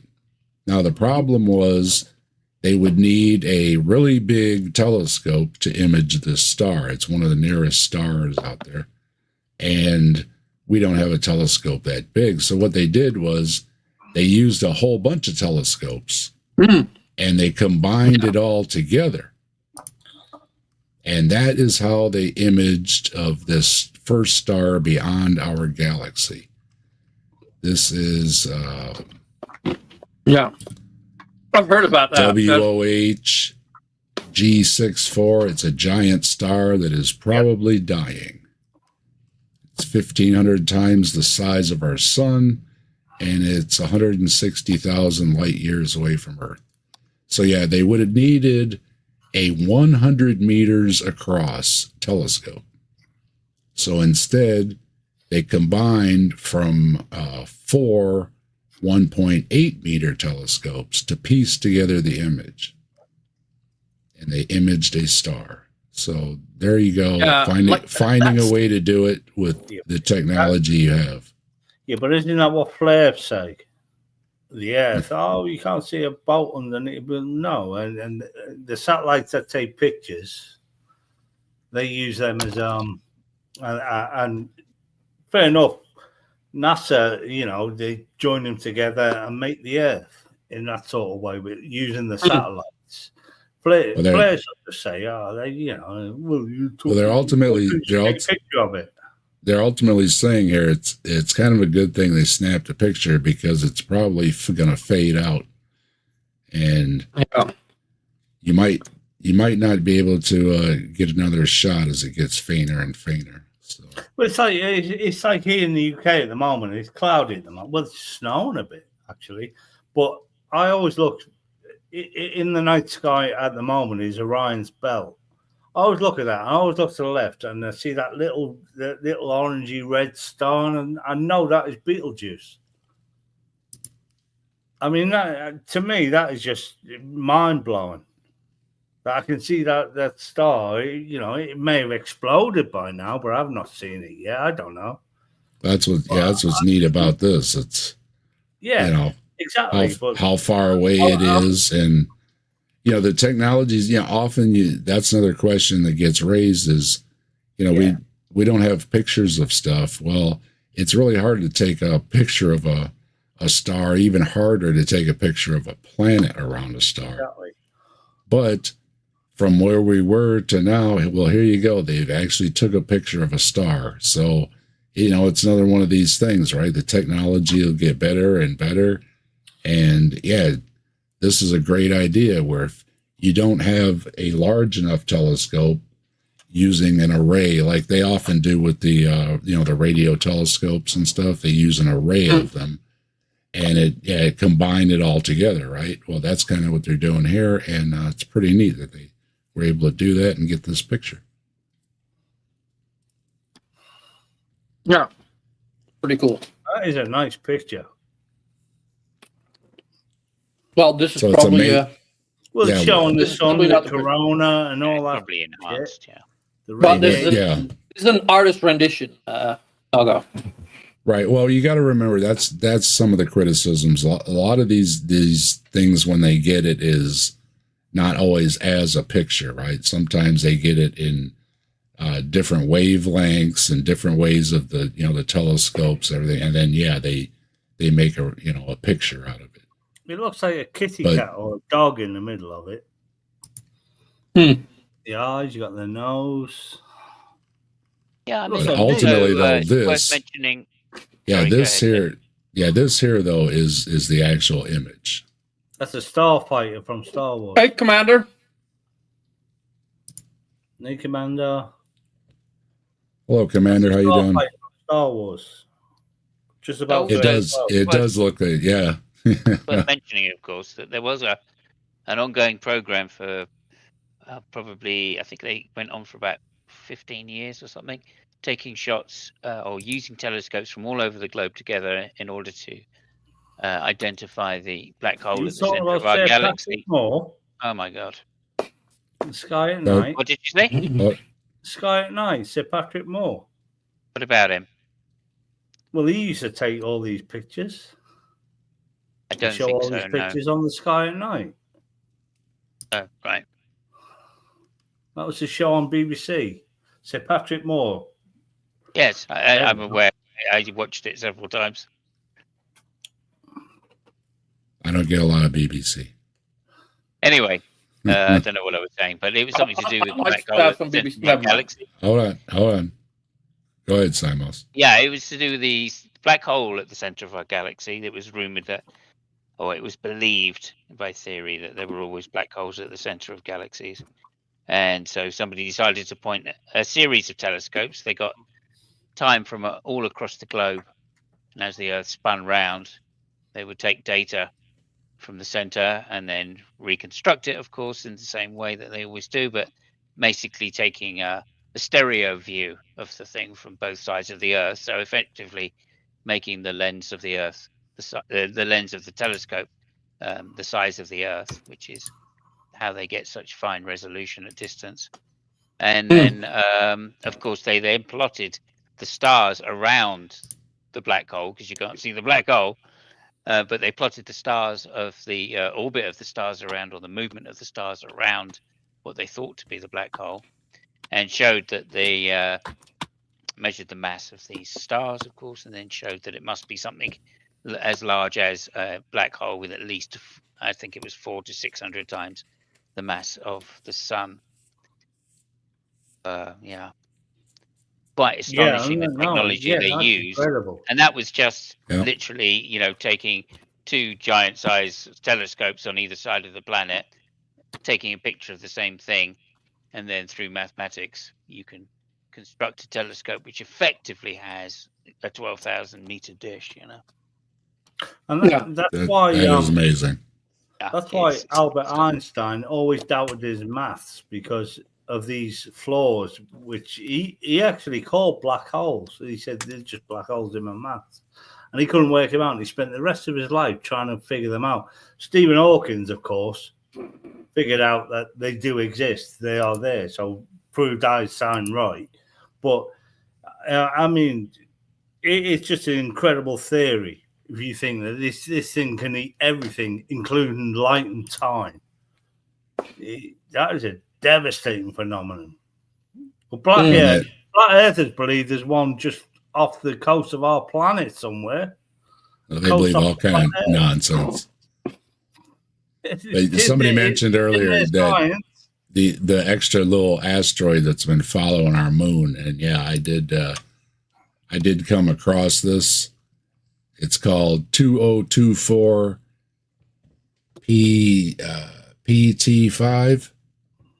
It's the small asteroid, our so-called mini moon, that's been hanging around for a few weeks, and then it's going to go on about its way. Can I just It's about interrupt to you a leave second, the Dave? it's about to leave our orbit. Can I just Go- interrupt you a go second, ahead. Dave? I just wanted to give it says here, Paul Murden and Louise Webster discovered Cygnus X1 in 1971, and it was the first object widely accepted as a black hole. So just got to give credit where credit is due. It Okay. wasn't Hawkins that discovered black holes. No, okay, no, fair play. It's all right. Yeah. I remember But Cygnus his X1 being mathematics announced showed them. as a black hole. But yeah, so we've technically had an extra little rock hanging around for a little while, And it's a neat little story. It kind of got captured, but just barely enough that it's only going to be there for a couple months, and then it's going to go on about its way. It looks like So- a shiny poop. It's an ugly rock, ain't it? It's a shiny poop. You're shiny obsessed, dog. No, I'm not. You are. Oh my God! Look at that one. That's ugly. Oh, that's terrible. What is that? Shani must have been eating marbles that day. Well, the moon is awesome. How can you deny that the phenomenon that's in our sky? How can you deny it? How can flat earthers say it's fucking fake? I like staring at it. Just going out and seeing the moon, or just seeing it out my kitchen window. It's like Yeah. It's always. I always think it's really neat just to see the moon, and Absolutely. It is. and then it makes the wine. Yeah, it makes the mind wander from there about all kind of space things, and of course it's hard, with all the light pollution and everything. We don't see stuff like we used to, and especially, we had the years with all the smoke coming from the fires and everything else on top of it, and really kills the visibility. But it would be nice. I had some evenings. My son and I were sitting out watching the meteor showers and everything, and it's really neat. It's one of my favorite things to do. Yeah. In the day, every September, I think it was. Yeah, you don't need technology or anything. Do some acid, sit down and lie down and watch the asteroids or the meteor showers. Mm-hmm. That stuff's fascinating. I'm all for they talk often about having like a national day where everybody would turn the lights down and stuff, so we could actually. Oh yeah, that would be amazing.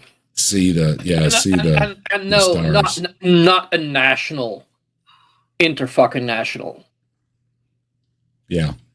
Like, that would be so fucking beautiful. Everybody take a few minutes. If you make it mandatory once, 99% of the people will want to do it much more often. It is with the moon. It is a shame. Even when I used to go with my parents, we used to go to France on holiday, and even if you're there in the mountains, and just with less light, the amount of stars that you see is so fucking amazing. Can you imagine if everybody actually turns off lights? Oh my God. That'd be fucking gorgeous. I notice a difference when I drive out of the city. I was going to say. Yeah, just a few miles down the road makes a big difference. So that would be amazing. It really would. Yeah, I think the moon about 25 years ago. We used to go to Cornwall every year on our holidays, which is southwest of England. Simus knows. But we used to do the 303 rather than the motorways, which is a road right next. You see Stonehenge. And about 25 years ago, I said, we look at this every year. Let's go in there. And when I found out things like Stonehenge is almost 6,000 years old, 5,500 years old, and it can predict eclipses, that got it for me. I just thought, what the fuck? All them years ago, they built a monument that can actually predict solar eclipses. Yeah, it's cool and everything, but I know, but I got interested in it. Hold on. It's cool and everything, but we used to use the stones when I was a kid for its real purpose. We used to have a big drug and music festival there, and then we'd all sit around and watch the sun come up, right? Yeah. You can't even get near them stones anymore. It's sad. No. They used to have that's because a big music festival there when I was a kid. Well, it shows too. I mean, they didn't have any light pollution, right? They were enjoying the show at night. Absolutely. Yeah. know, Oh, Of yeah, course, they no, lined up well, their, I mean, their say that. stones to it and everything. Yeah. you know, there was always fires and shit around, but yeah. But I yeah, I don't mean, think- like, it's a, you know, when you go out to these the place, I mean, certainly in the 80s, it was still okay, and you go out to these places, as you say, as soon as you get out of a city, you know, you're surprised how much is actually there, and Yeah, let alone taking a long, you know, camera shot outside from the city, and you see the Milky Way, and you know, all of this stuff, you know. yeah, they got done, Commander. But even just to drive past it, you just fucking mesmerize it. It's a wonder there isn't any accidents on that road. Just driving past it and seeing I've, it, that was I've just driven down it many times on my phenomenal motorbike. sight. Oh, yeah. there's been instances where, like especially during the blackouts, where people are calling in, freaking out because of all the lights in the sky and the moon in the sky and everything else. That's So I wouldn't put it past somebody to have a traffic accident that we're going, what's that? What's that? What's that? Not look where they're going, right? The number of alien sightings suddenly to go up tenfold. oh Crop yes, yes, circles they everywhere. do. Yeah, yeah. People are stupid, you know Like, this. and what you guys say, like Oh, no, they really. getting out of the city That was- and like having a lot more.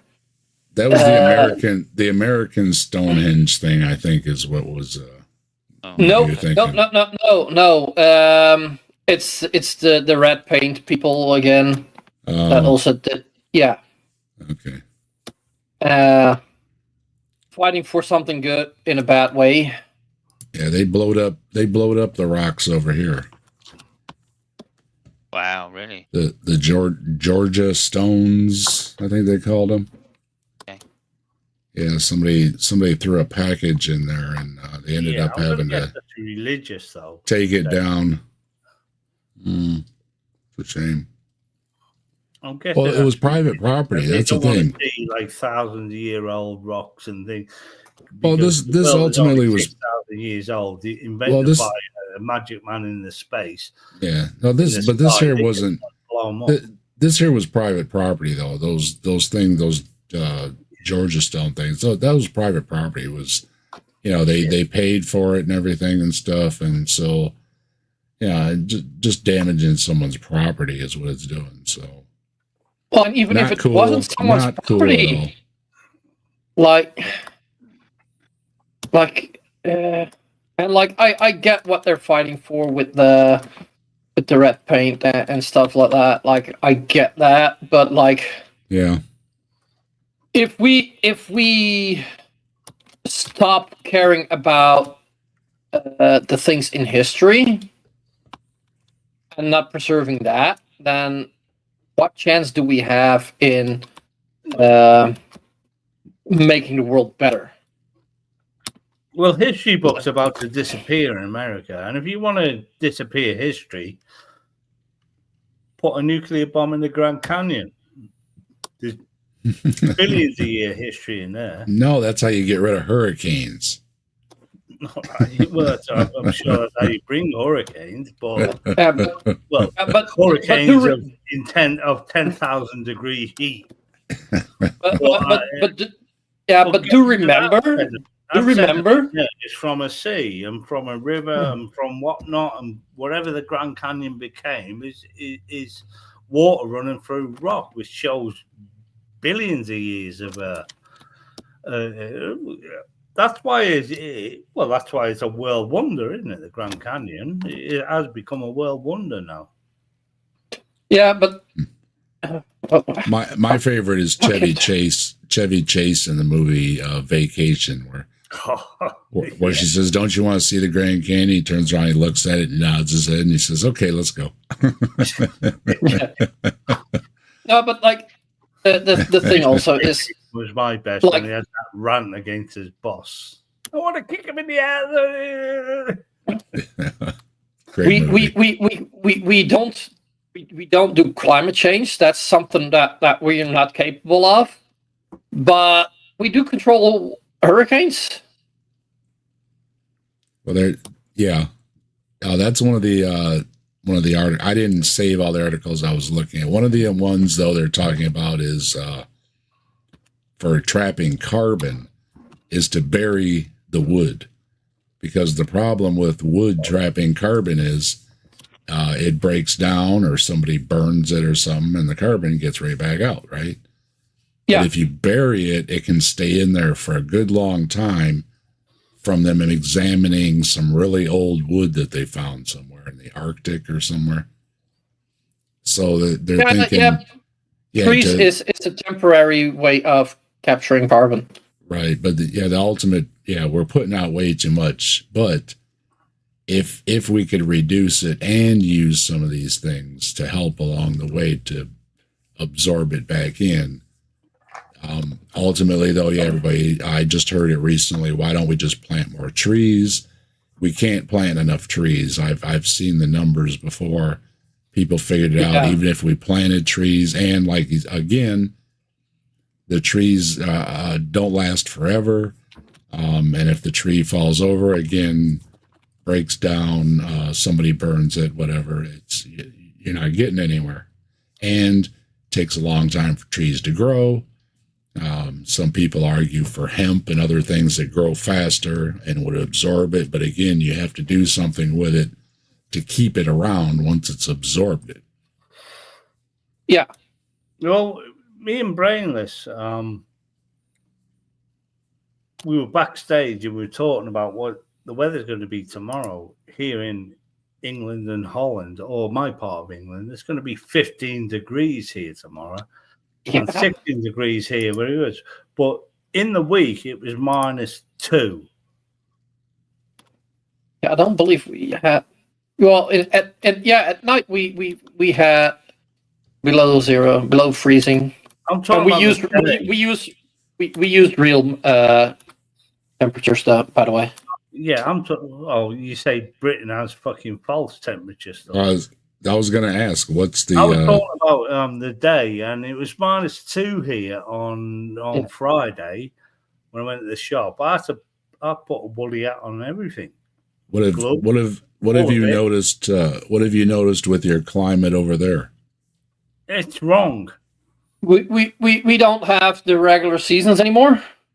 Yeah, it is wrong. It's different. That's the main thing that is noticeable. I think all the seasons are on shovel. But it changes so quickly now that you say, well, look there. I said a couple of days ago it was -2 in the day, and tomorrow it's going to be 15 degrees in a couple of days. How does that work? Climate change is a thing. We know this, and anyone who denies it is out. Well, I haven't. Dave, could you just put up last Tons of Mice's last tweet, last message, chat message there?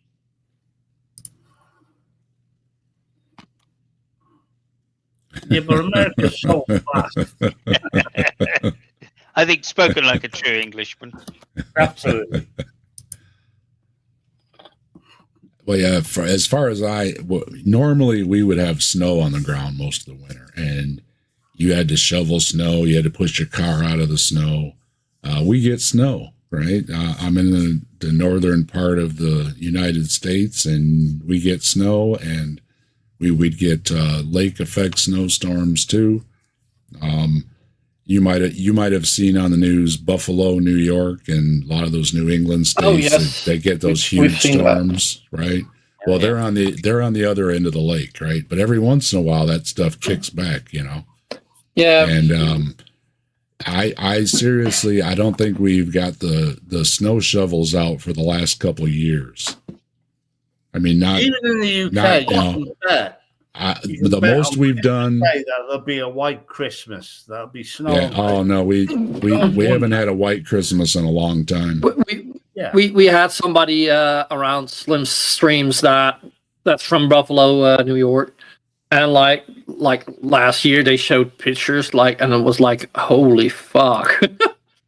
Yeah, Tons of Mice talks about the blizzard of '78. We literally had people that were sledding off their rooftops, because of the drifts and everything.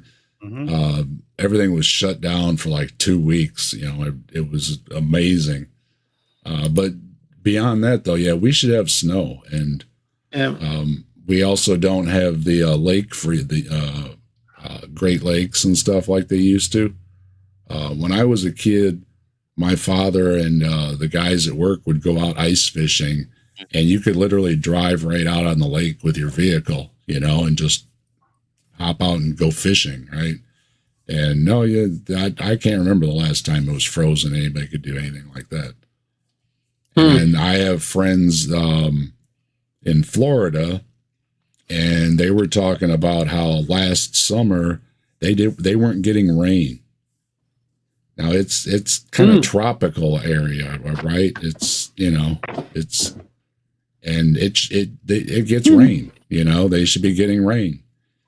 And then I was telling them, I was like, yeah, it's very very odd, isn't it? Because sometimes people don't always accept that these things are going on, right? And I said, well, look what happened in Hawaii. This was last year when Hawaii had droughts and they had fires, right?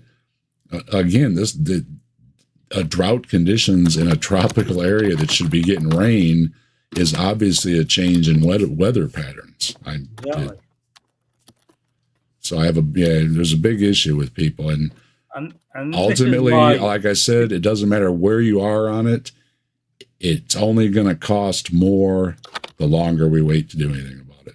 So, and this is when you get an orange guy who's lived his life in Florida, which has always been, partially tropical, I should say. All them areas, California and things like that suffer these heat waves. Don't understand what the rest of the world are going through. That when we had snow, we loved snow. That was the way the world worked. We had snow, and now we don't get snow anymore. The planet is warming. I was looking up a lot of stuff. Yeah, I did a response to AIG talking about the climate, and I was going through a lot of the stuff, looking through all the materials, and it's a big problem. You don't hear about it, but there are crop failures all over. There are problems with livestock all over. And when people just think they can turn their HVAC up or down and they'll be just fine, it's a lot bigger problem with that. And again, the bigger countries probably can do things, to get through, but you're going to have a humanitarian crisis in the other countries that are going to come into those countries looking for, aid and stuff. So either way, it's a big, serious issue that seems to be, I'll just turn my thermostat up or down, and it's a lot bigger problem than that. Over here, there's been a big problem with a lot of the cornfields. When they planted it, and a lot of the seeds just washed away, so they had to replant it. And then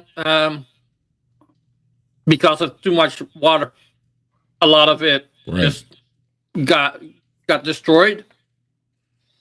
That's the thing too. It's not just the issue of droughts. Yeah, it's the issue of everything being messed up. So when you're getting your average rainfall, you're either getting below or above that. You're not getting the average.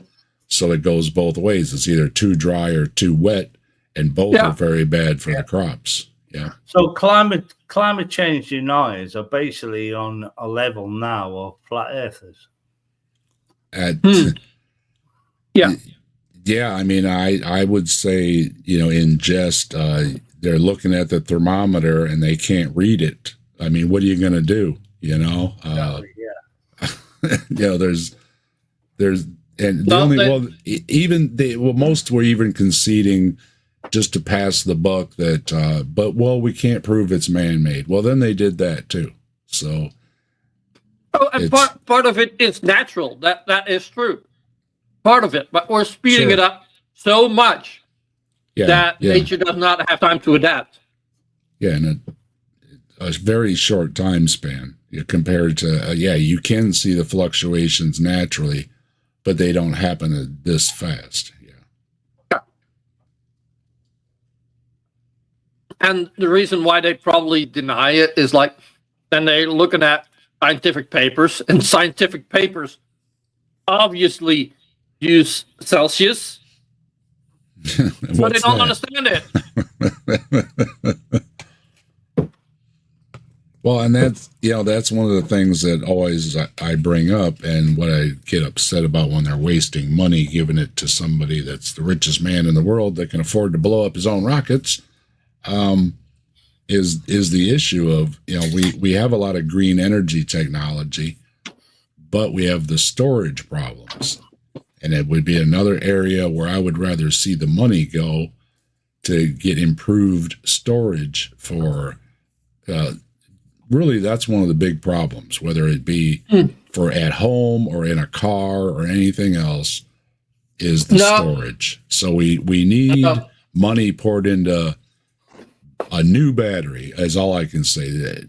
Just making the old batteries go just a little bit more really isn't getting us anywhere. We need a new battery that can, call it quantum or whatever, right? Quantum XZY, right?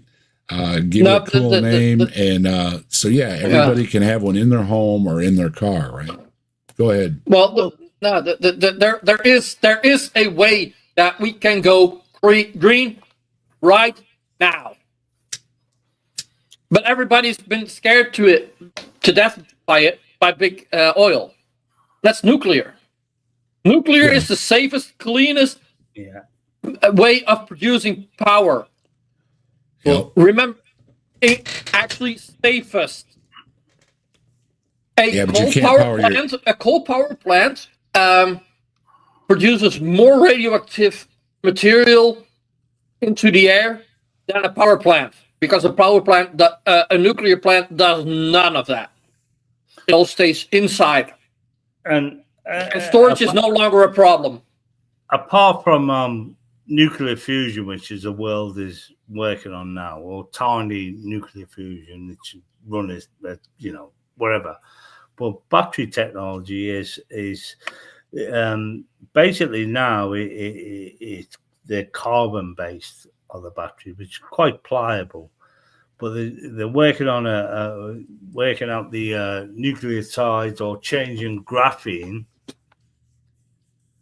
to make that more pliable. They're actually working on that, which it will be a better charge system, and you'll probably get 10 times the amount of battery life out of a lithium battery, because lithium is shit. Lithium is just all of them have problems, especially because they're all toxic and everything. And right on down the list. It'd be nice to make a battery out of salt water or something.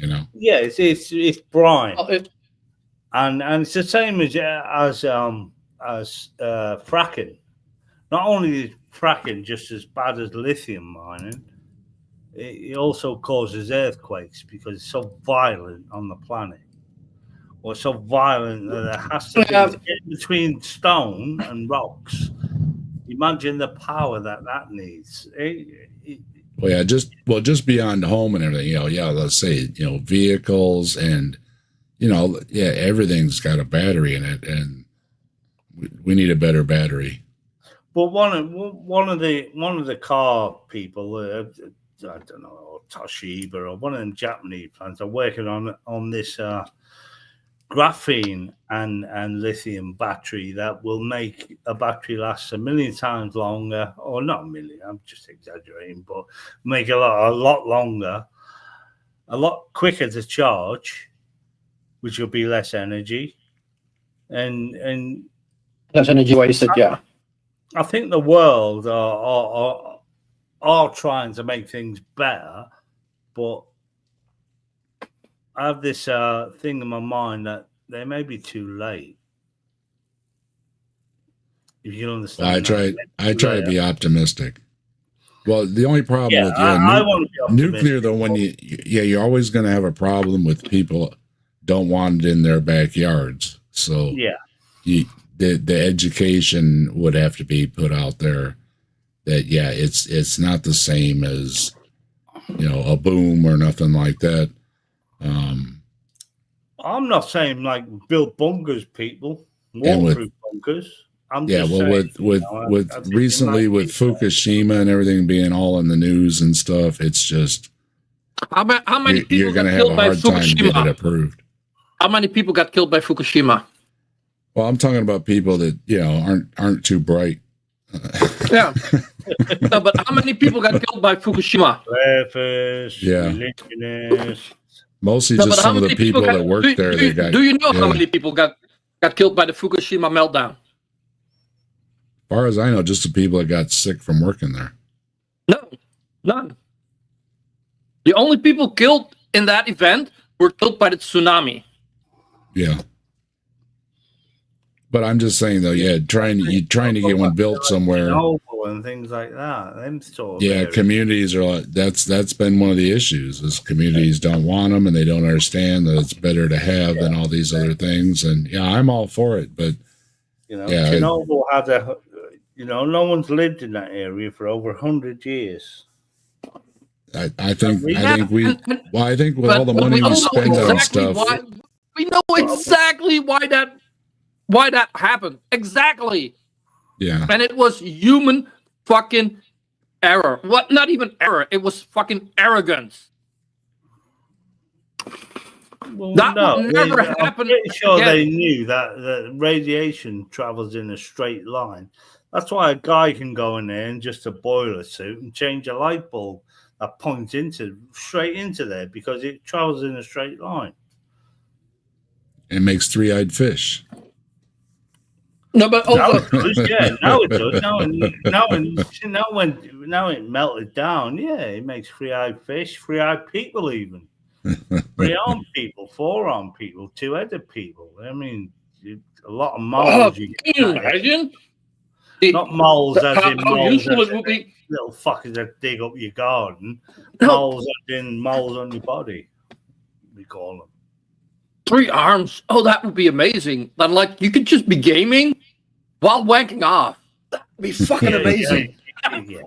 Well, if it's like AI, you got that arm coming, right out of your forehead, so that could be feeding you snacks while you wouldn't have to stop while you're gaming. Would not be in the way of your game, and when you've got 2 arms coming out your ears, the side of your head, 4 coming out your body, well, you'd just be a brainless. That'll just be wrong. We got either 1 or 0, so yeah. But yeah, we have to admit that nuclear or the radiation has caused a lot of deformities. That's why they declared Chernobyl as a 100-year disaster area, and no one lives there no more because of that. Yeah, some of the videos are. Years time, they'll get their tools out, them clickety tools, what they call The videos from that area are pretty eerie. With it. Yeah, everybody just had to pack up and leave, and everything's just empty, and the ghost town thing. The radiation poison anyway. Yeah, that's always eerie. You know what the biggest reason is why you're not allowed to be too long in Chernobyl, like in the city itself. Because not the radiation. Aliens land. You're gonna say that. No, it's not the radiation. It is the mental state you'll end up in. Yeah, because it's a ghost town. That there is and the 3-eyed Bigfoot will get you. There is little teddy bears laying there with kids that had to go and leave their teddy bear behind. Like fuck's sake, man. Like that shit is. Ooh. Yeah, they got literally food on the table type thing, still sitting there. Like even if I'm seeing the videos, I'm like, ooh, that is just fucking with your mind. Who was the guy who directed E.T.? What was his name? Spielberg didn't he? Yeah, I think it was. Brainless, you sound like a Peter Spielberg film. What? your food, and it's like the girl in the red coat on that Schindler's List sort of thing. I'll say I'll have to do some. Go watch Veritasium. He went there. I've been to Auschwitz. Like, oh my God, man, that is again. Never ever will visit that place again. I'm gonna have to go look and see if there's any three-eyed Bigfoot around Chernobyl. There probably is. I'm guessing that there must be some sort of mutant lives around. Spielberg, yeah. But that's the sad part of life. But that was early energy, though. Yeah, there's from the wiki link. Better at that. There's. I think Brian is correct. There was fatalities from people getting cancer and stuff. So. Yeah, we can't solve our energy products, our energy Long problem with windmills or wind turbines and solar panels. We can't do that. I don't think. The more solar panels you build, the more other sources you need. The more agricultural land you lose. So you're talking about but also the more power plants you need, because you have your peak when the sun is shining, but when it becomes dark, that's actually when a lot of people are also like it kind of averages out with like how much businesses use, like factories, and how much households use, but still like you'll have.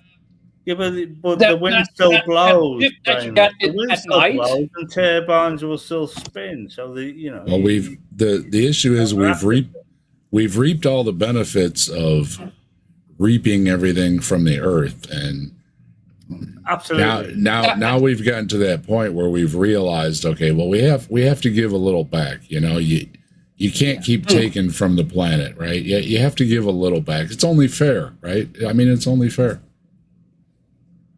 Another good reason is we burn up all the oil, which is probably about 50 years left. We say probably the Earth is full of oil. We know this, but finding it is obviously going to be a task. But and then you'll go back to coal, and then we'll go back to wood, and then we'll just disintegrate into the old ages of candles and shit like that. It's like the bees. So the bees are a massive, big fucking savior of this earth because they still pollinate and they still produce their own fucking. We are very blessed as a species that we have these insects. You also know what, and you also know what is also a very good reason to not exhaust all the coal and oil.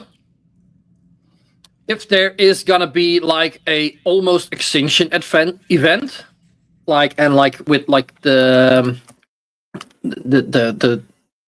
apocalypse movies and stuff like that, if something like that would happen with a virus and like we lose a lot of our technology, if we have used up all the coal, we cannot reboot, because without coal, we cannot have another technological revolution.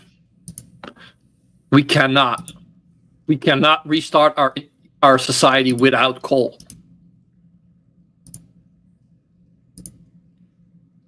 It's that, like, I came across that at one point and I was like, oh, that's actually kind of scary to think about. Like, ooh. But I don't want to restart. I want to keep going forward. Yeah, no, but like, hey, look at COVID. That could have gotten us to that kind of point. Oh well, that was one of the things I mentioned. That's one of the problems we have is, what if something worse comes along and it wipes us all out, and then you got Planet of the Apes shit going on, right? But like, not even that. We've got that going on now. Listen to Brian. We had an escape of some lab monkeys or something, and cool. Yeah, people were saying, "Hey, that's how you get Planet of the Apes, right?"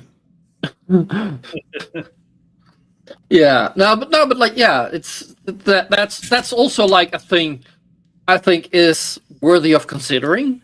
Like, oh my god, if that would happen, and like you want us to succeed again, like we need coal. Yeah, that's sort of regressing, isn't it? Planet of the Apes is regressing back into what we were. But I'm pretty sure that the Planet of the Apes films are basically taking except for guns. Except for guns, they keep the guns. Yeah, they're basically taking not going back that far. Not going to go back that far. Yeah. I basically think it's a religious thing, taking the piss out of evolution. Planet of the Apes films. That's how I see it, anyway. No, yeah, no. You know, apes for these people. Woo! That's right. All involved, all in charge. Simo's dropped off. He's been fighting a cold. So get better there, Simos. Get some rest. Yeah. I'm fighting grief at the moment. Yeah, I know like and like Dave, thanks for having us here, so we can function. Can I ask that? Yeah, that's it's the all. last minute of your stream, we just do it in silence for Global Mom.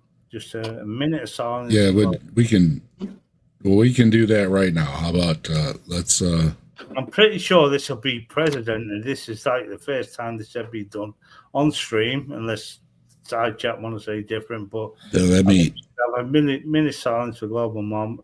Yeah, let me get her life against cancer last night. Brain cancer. Let me get my watch up here, and all right. At the count of 3, we'll have 1 minute of silence. All right, 1, 2, 3.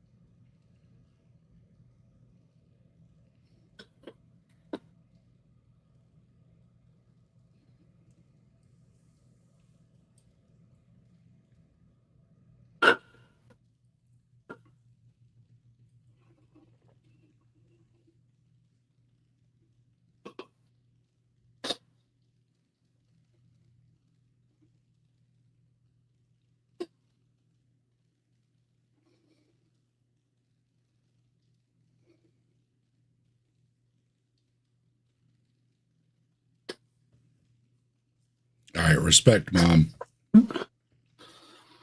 Well, I'm in tears now. Thank you, Global Mom, for everything you did for us. Thank you. And everything you did for me. I used to speak with her after most streams. I used to spend a couple of hours talking to her. Bless her. I knew before I knew any of you pricks. I knew Global Mom from Twitter days. When we're not worthy. We're not worthy. And she was fucking awesome. That woman was the greatest person in the greatest flare debunker in the world. Forget your South Teffy alphas and your other flare deniers. Yeah. Global Mom was fucking awesome. She was, and she was a great friend of mine, and I'm gonna miss her. I really am. Yeah. I'm gonna mute for a sec. Yeah. It's always, and anytime we lose folks in the community, it's always sorely missed. Yeah.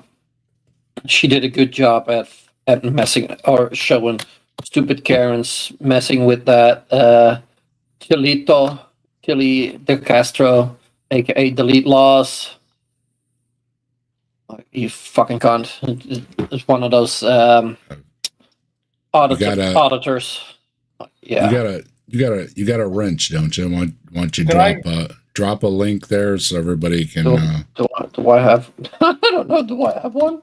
Yeah, Can I link. say we have a brainless when brainless dies? We have a gaming stream and just Somebody in chat celebration. Sort of thing. got a link they can drop for the mom there. Appreciate it. Yeah. I am, yeah. I always say this. I haven't seen that shit for a while. I've got out the atheism sort of thing. It's just become too fucking wrong and evil. I think the atheists become equivalent to the religionists. That's online anyway, on stream. Dave, I dropped it in the private chat. So, but Aunt I always love you, always. And also, Glober Dad, he posted a short on her channel with the announcement that she passed away. Like the last time, I do think didn't want they to find out appreciate. she had stage 4 cancer. She's always been a fighter. She's always been this, and I'm going to mute again because it's fucking. All right, Doug. Yeah, and like, I think they'd appreciate if you'd showed them some love. I dropped the link in the chat there, and I'll put it in the description. I'll drop a like. I will drop a like, but my God, she was amazing. And like, we had so much fun with her on Slim streams and on My Parrots game streams. Yeah. She went through that shit. I chatted with her one night when she went into one of her fits, and she had an actual mental fit. Her link is also in the description. So thanks, dude. If you're watching later or whatever, drop by there, show some respect there. Yeah. All right, so I wanted to finish off. We got about I like to wrap up about 8:00 here, and like I say, everybody go see whoever's on tonight. I don't know who's rolling tonight. I didn't look. Neil usually does a show on Saturdays. Mark and Ember, I think, have shows. If anybody wants to peek and see in the chat there who's going to be on this evening, let us know. That'd be great. But to close things out, I wanted to, because like I say, this supposed to be a no religion night, so we didn't talk about religious stuff. Well, a few things, but it's so intertwined, you can't escape it. Yeah. Well, there's many Trump and nonsense. We can gather around though. Yeah, we can gather around though as non-believers and talk about other things. I like to talk about a lot of things. One of the things that I didn't mention is my pond. I love talking about my pond. If you want to, is that what we call it these days? Okay. Yeah, well, do you grow Bigfoots in your pond? Well, hold on, I'm looking here. Yeah, looks like Neil. Oh wait, we got to go over there. Tonight is the Dan Barker on Neil the Atheist, so definitely want to go check that out. Yeah, I was on Neil the Atheist years ago. My deconversion story. I think most of us were actually at some point. Weren't we? Yep, I was on Neil's show a couple months back. Good time over there always. But he's got his big special tonight. Oh, so that's cool. Slim was on his show as well. So if you're interested in hearing him talk as much as he likes hearing himself talk, then. Hang on, mate. I was on there. I just said I was on there. Why aren't you bringing me up, twat? Because you already do that yourself. As Slim isn't here, so. I wanted to let's see. I want to share this here.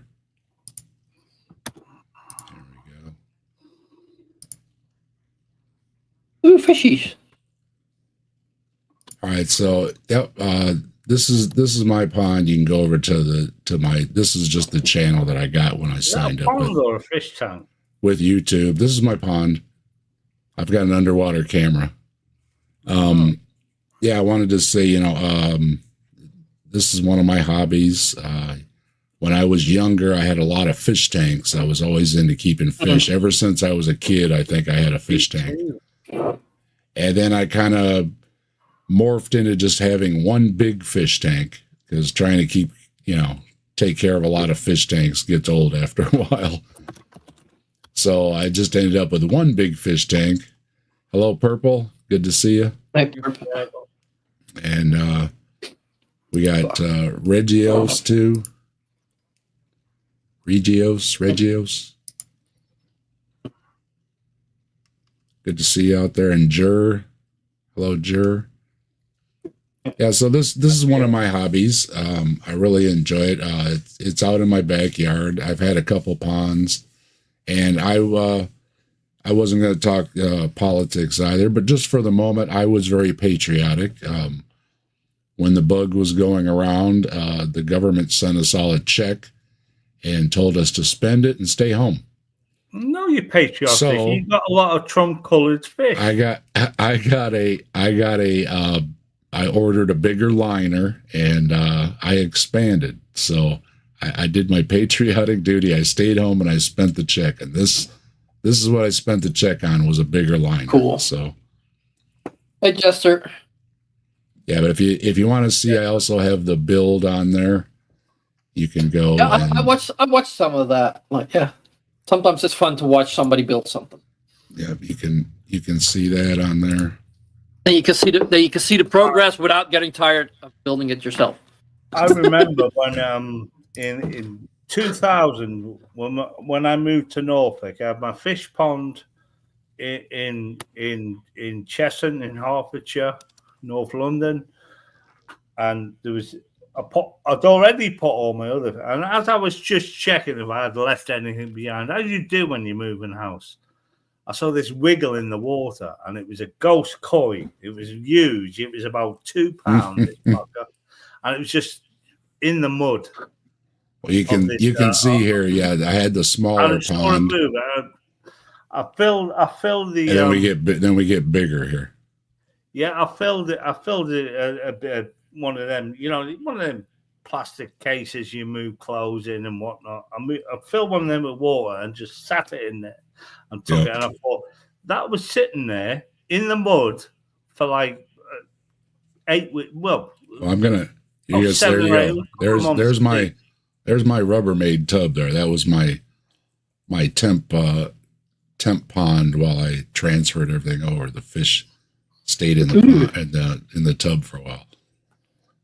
And then we made room. We took out the old shed and everything, and made room and everything. And yeah, you can see there's the smaller one, and it got bigger. So yeah, I was patriotic and everything, and so and yeah, when they give you the channel when you get your Google account or whatever it was, and so I put my pond videos on there. So as you said, Dave, and I used to keep goldfish up there, so they were just fun to watch. It was just nice. I like fish. A nice ornament, let's say.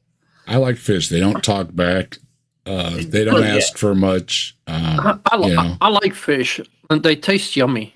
Then I moved on to tropical fish, and I managed to keep them well, a lot of them well.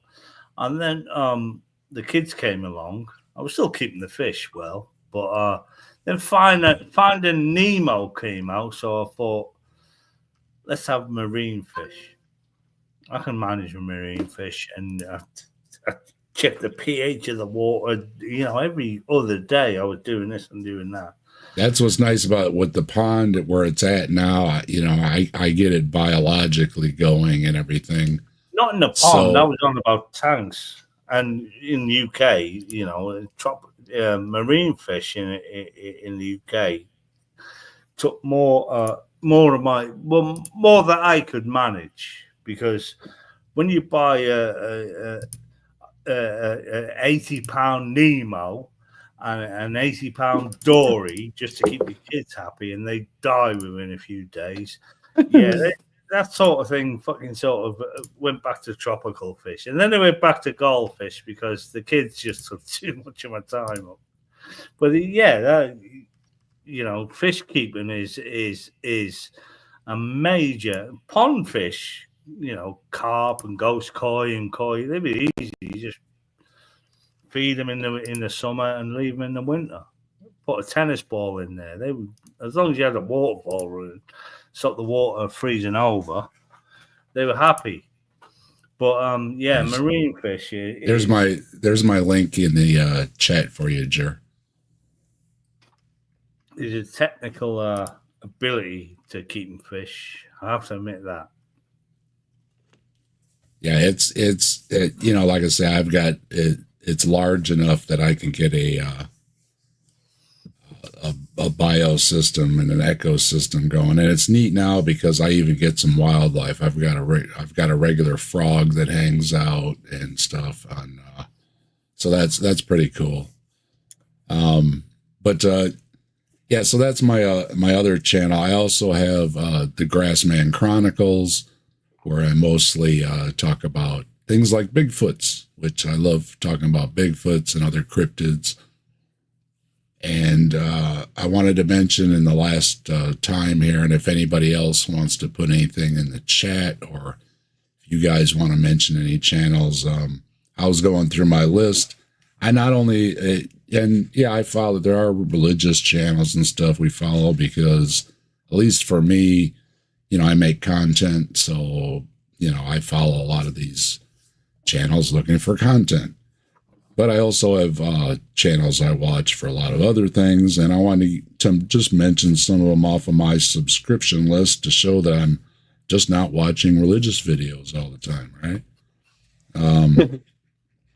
A lot of you may know some of these. If not, maybe go check them out. And, so here's some of the ones from my list.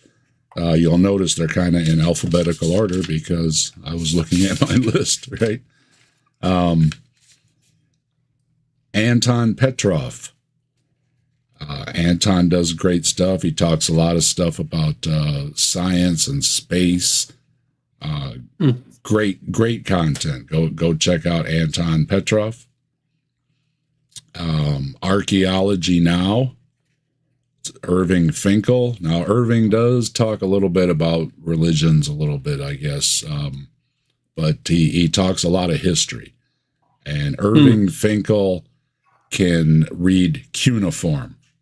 All right, he's the man on ancient stuff. Okay, if you want to know about old stuff, check out Irving Finkel, or there's also the channel called Archaeology Now that has Irving Finkel stuff on there.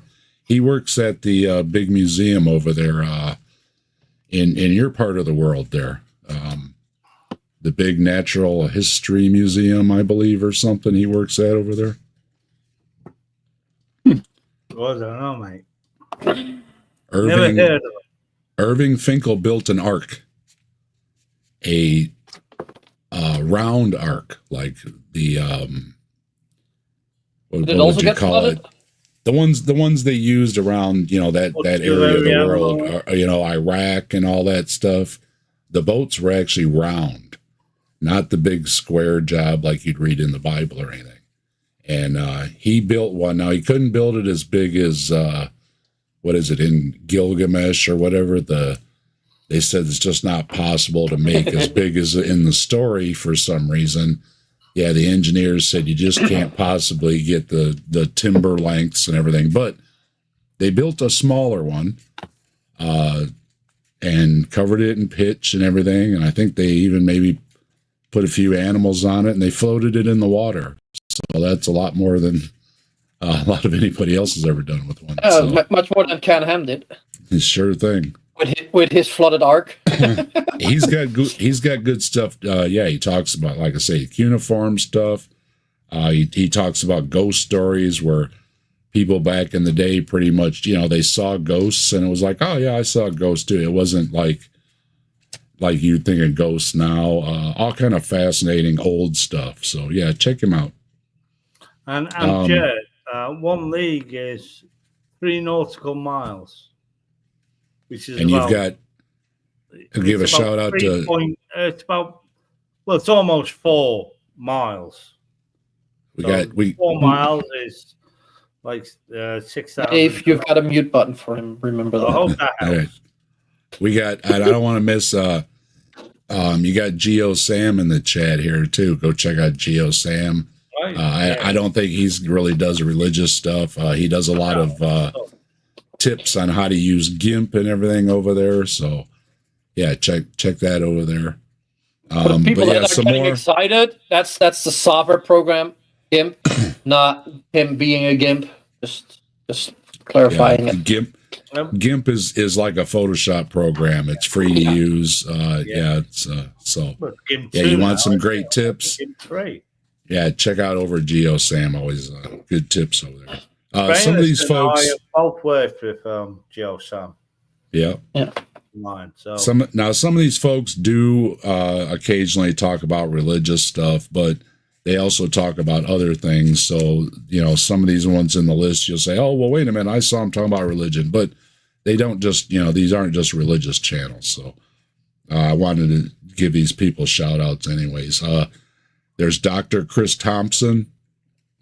You may have seen him on Mike's channel before and at Answers in Atheism. I think he's also done some debates. He's got his own channel. He's been on other channels. Let's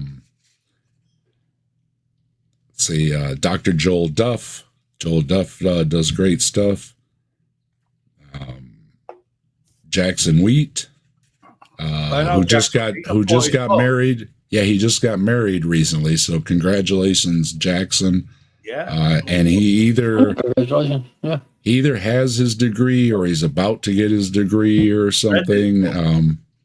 So yeah, he knows his stuff. Good stuff over at Jackson Wheat. Check that out. Yep. Fermi Lab's a great channel. All kind of stuff about science and physics and everything. He explains things really well. Check out that channel. Some of the interesting ones I look at. You've got History of the Earth. They've got cool videos over there about all different eras or epochs in time and everything. They're animated and whatnot. It's pretty cool over there. Can I put in quickly, Dave? Who is it? Pictures of your pond. All of Yeah. these, night and day.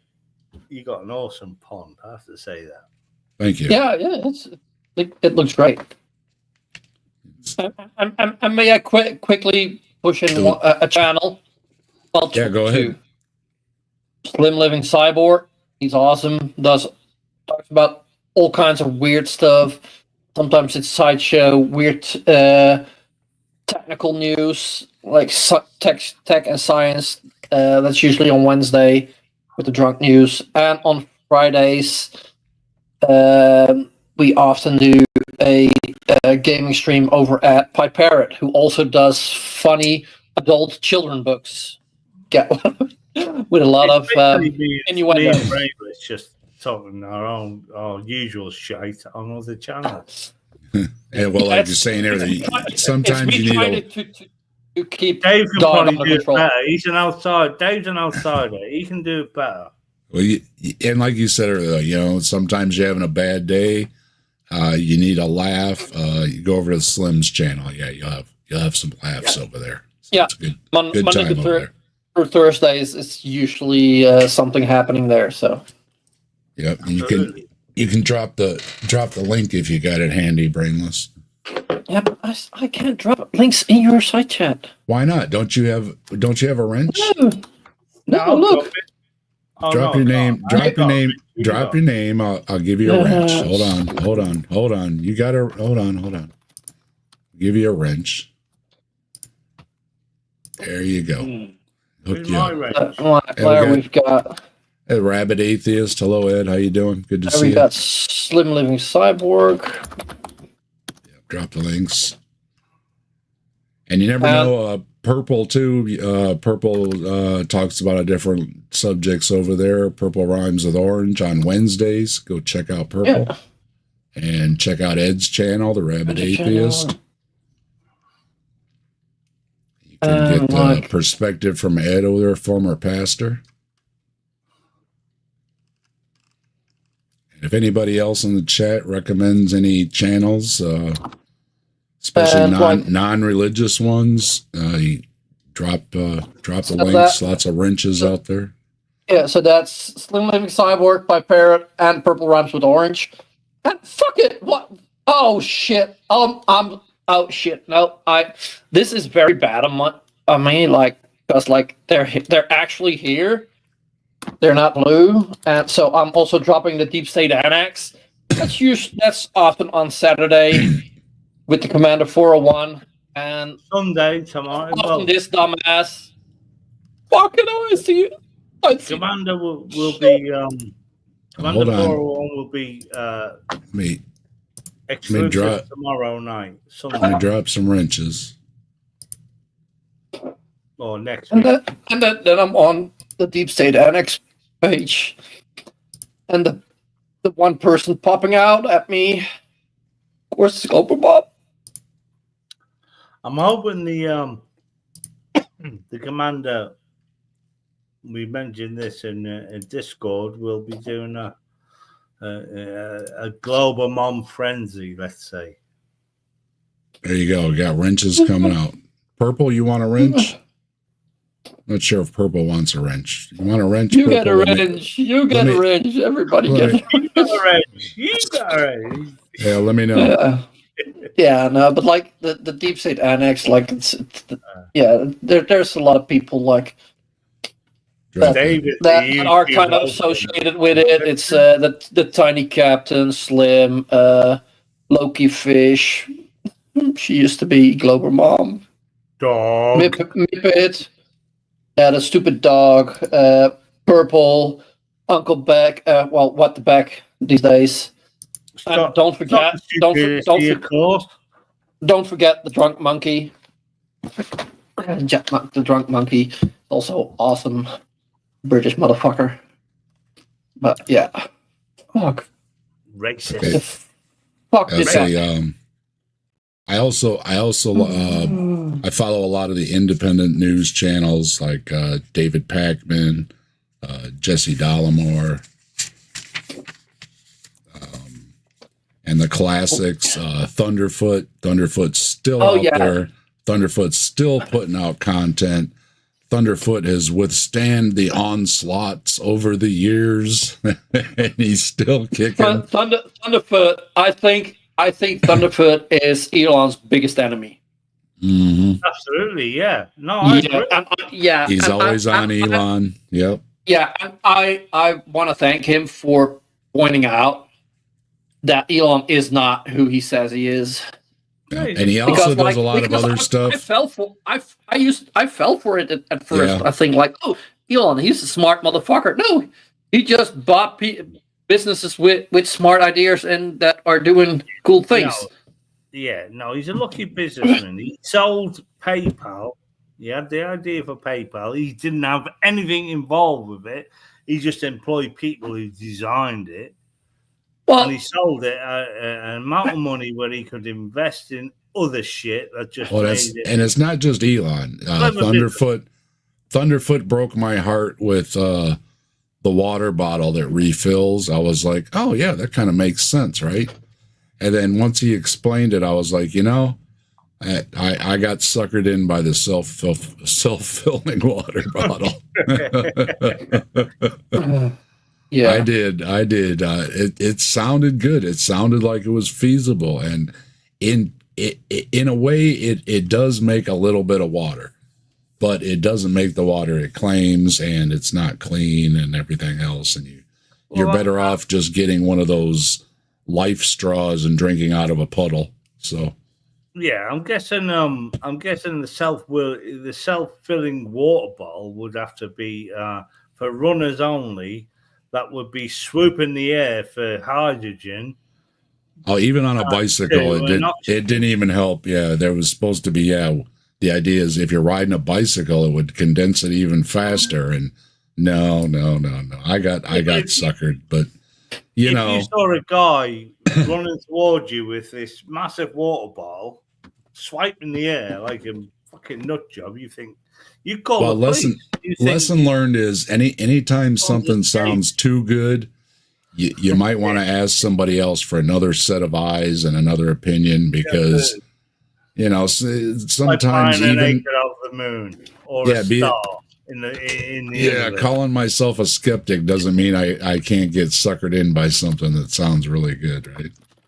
All right, well, let me name a few more here, and we're gonna wrap things up. So go ahead and check out Neil's show there. Another classic is Potholer 54. If you don't know who Potholer 54 is, if you're not subscribed to Potholer 54, you should be. Okay. Probably one of the best channels on YouTube for information, and he teaches you along the way, how to source check things, because that's what he does for a living. He's a science writer. He's a good guy. He doesn't take any money at his channel. When he does do things, it's fundraisers for charity. I don't know him personally or anything, but sounds like a good guy. He's been on YouTube forever. I just can't say enough good things about Potholer 54. If you enjoy space stuff, or wait a minute, let me back. I missed one here. Missed a couple. Speaking of like abandoned towns and everything, like we're talking about Chernobyl, Joe and Nick's road trip. They go a lot of these towns that are pretty much abandoned or dying and stuff. They drive all around and show them off. Microscope stuff. I like Journey to the Microcosm and Microbe Hunter Microscopy. Good stuff over there. And Micro Biz KI. I don't know how to really say that, but it's Micro BIZKAIA. For charity stuff, there's a guy called Nate. He does a channel called Just Nate. He raises a bunch of money, goes out and helps people. They're struggling a little bit, a little down on their luck. He gives out stuff. He's helped people get some clothes and a haircut, so to speak, so they can go get for a job interview. He's gotten some people places to stay. He does all kind of great stuff. Very heartwarming. Red's Rhetoric. He's true. He's got something coming up, if I'm not mistaken. Red's? Okay, yeah, Red's Rhetoric. Good stuff. It's a channel I don't watch that often, but he's going live in a couple of minutes as well. Okay, I think that would be on the hour. You go check out Red too. Space stuff, telescope stuff, all that. A lot of informed people over here. He's got a lot of other people he talks with, and he has a lot of friends. Great stuff over there. Of course, I like Survivor Man, Les Stroud. He had a TV show, and he's also got stuff on YouTube now, so you can still go and check him out. And of course, he's gone looking for Bigfoot. So, you that's why you like him. Yeah. You got to give it to Les, right? I mean, nobody heard something, I believe, if I recall correctly. And then in general, I have a lot of science channels, a lot of skeptics channels. And as I mentioned with Bigfoot, I have a lot of cryptid channels, UFO channels, otherworldly channels, too many to mention. I thought I was going to write them all down, and then when I saw how many I had, I said, no, I'm just going to make a note here that I have a lot of science and skeptic and cryptid channels. So, if you aren't checking them out, there are a lot of, different channels out there that you can go and see. You can get layman's channels like mine. You can go, like I say, some of these people have all the degrees and qualifications for what they're talking about. And, folks like Gutsick Gibbon, I forgot Erica. Gutsick Gibbon does a great work over there too. And of course, there's a lot of channels that take on a lot of the religious stuff too, but we're not talking about that tonight. We'll mention those channels another night, but I'm sure a lot of you know a lot of those channels too.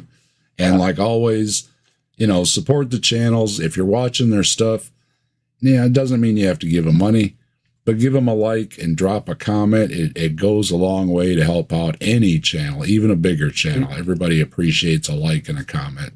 And I appreciate them too. And speaking of, don't forget to drop a comment on any of my videos and drop a thumb on them and share them around if somebody's interested in, the things we're talking about. Like I said, Captive Desk has got all kind of topics. I've got over 200 videos now, 400 subscribers.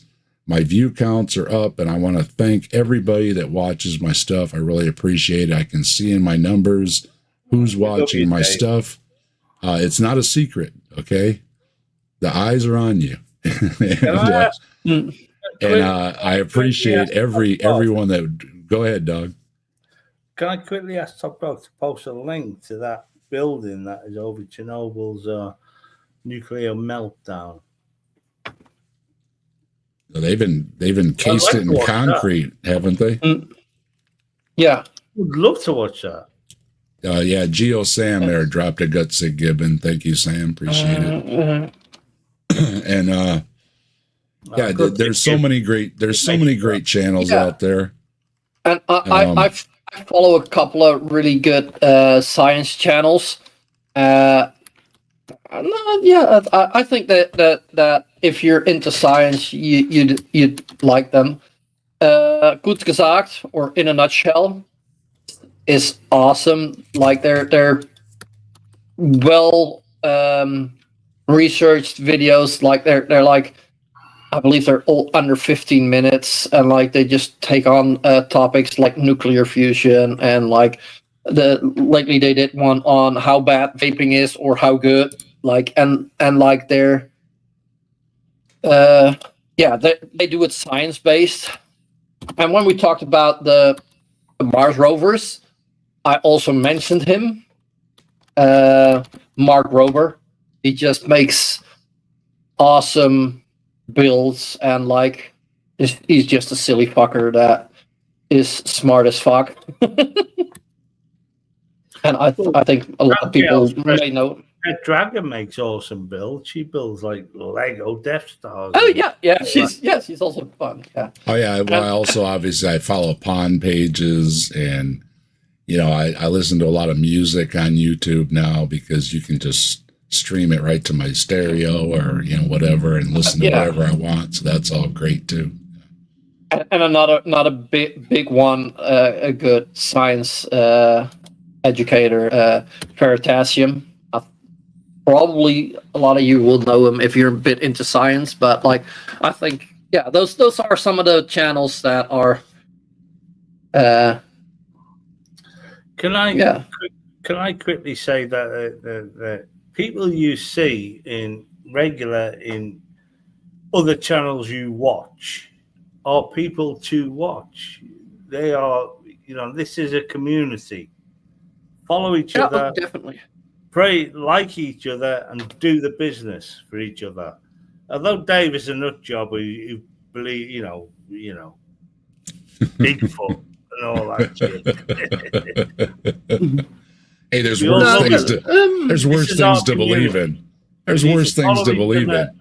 And advise people to follow the non-nonsense channels, which is what we all do. When did a Bigfoot believer ever bother you? Exactly. When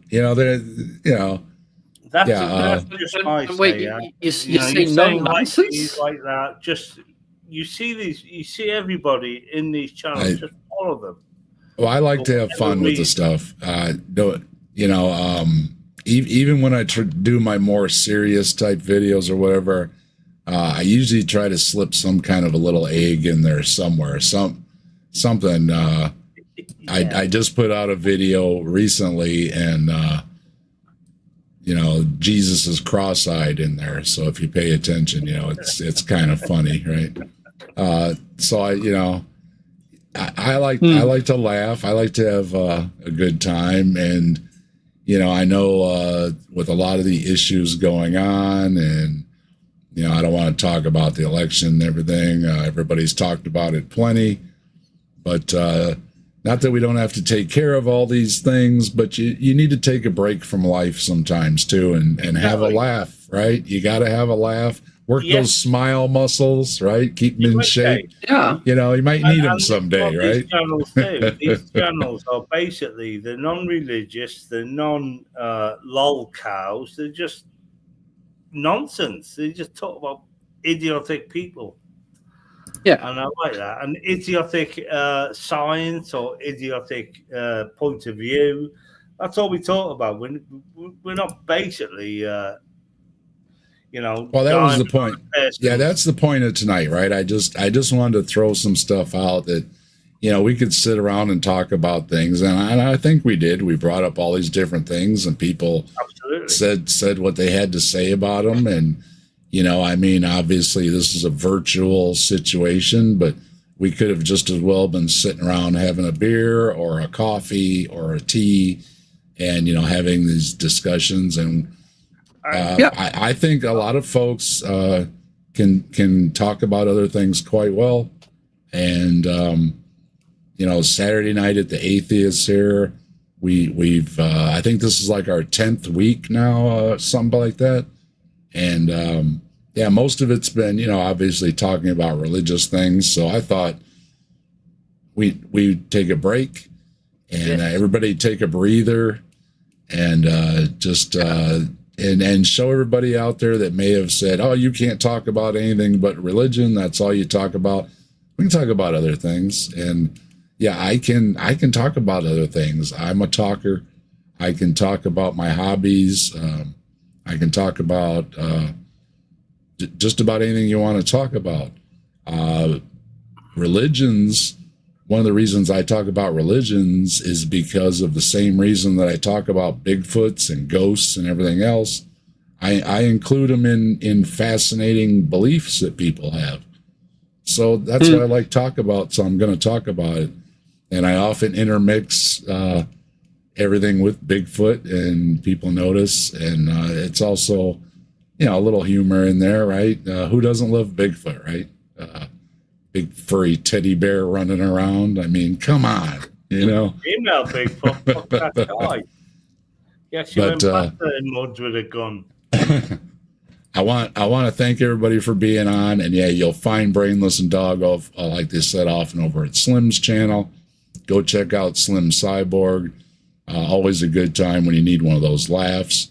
And I want to wrap things up. I want to go check out Neil with the Dan Barker, or like whoever else you're going to go check out. Go check them out from here, okay?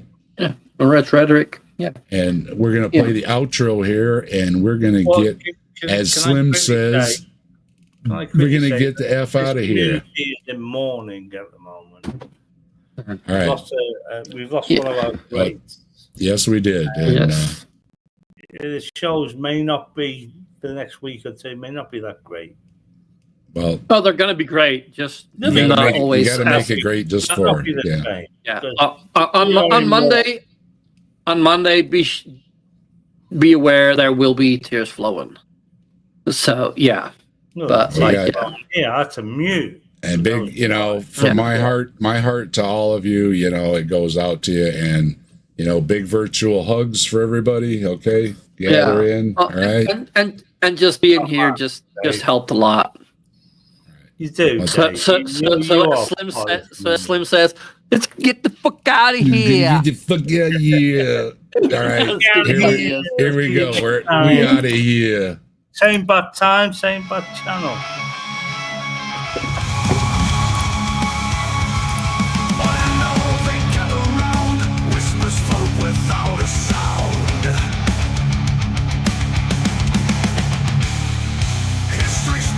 Tales of lore knocking at the captive desk's door. Oh!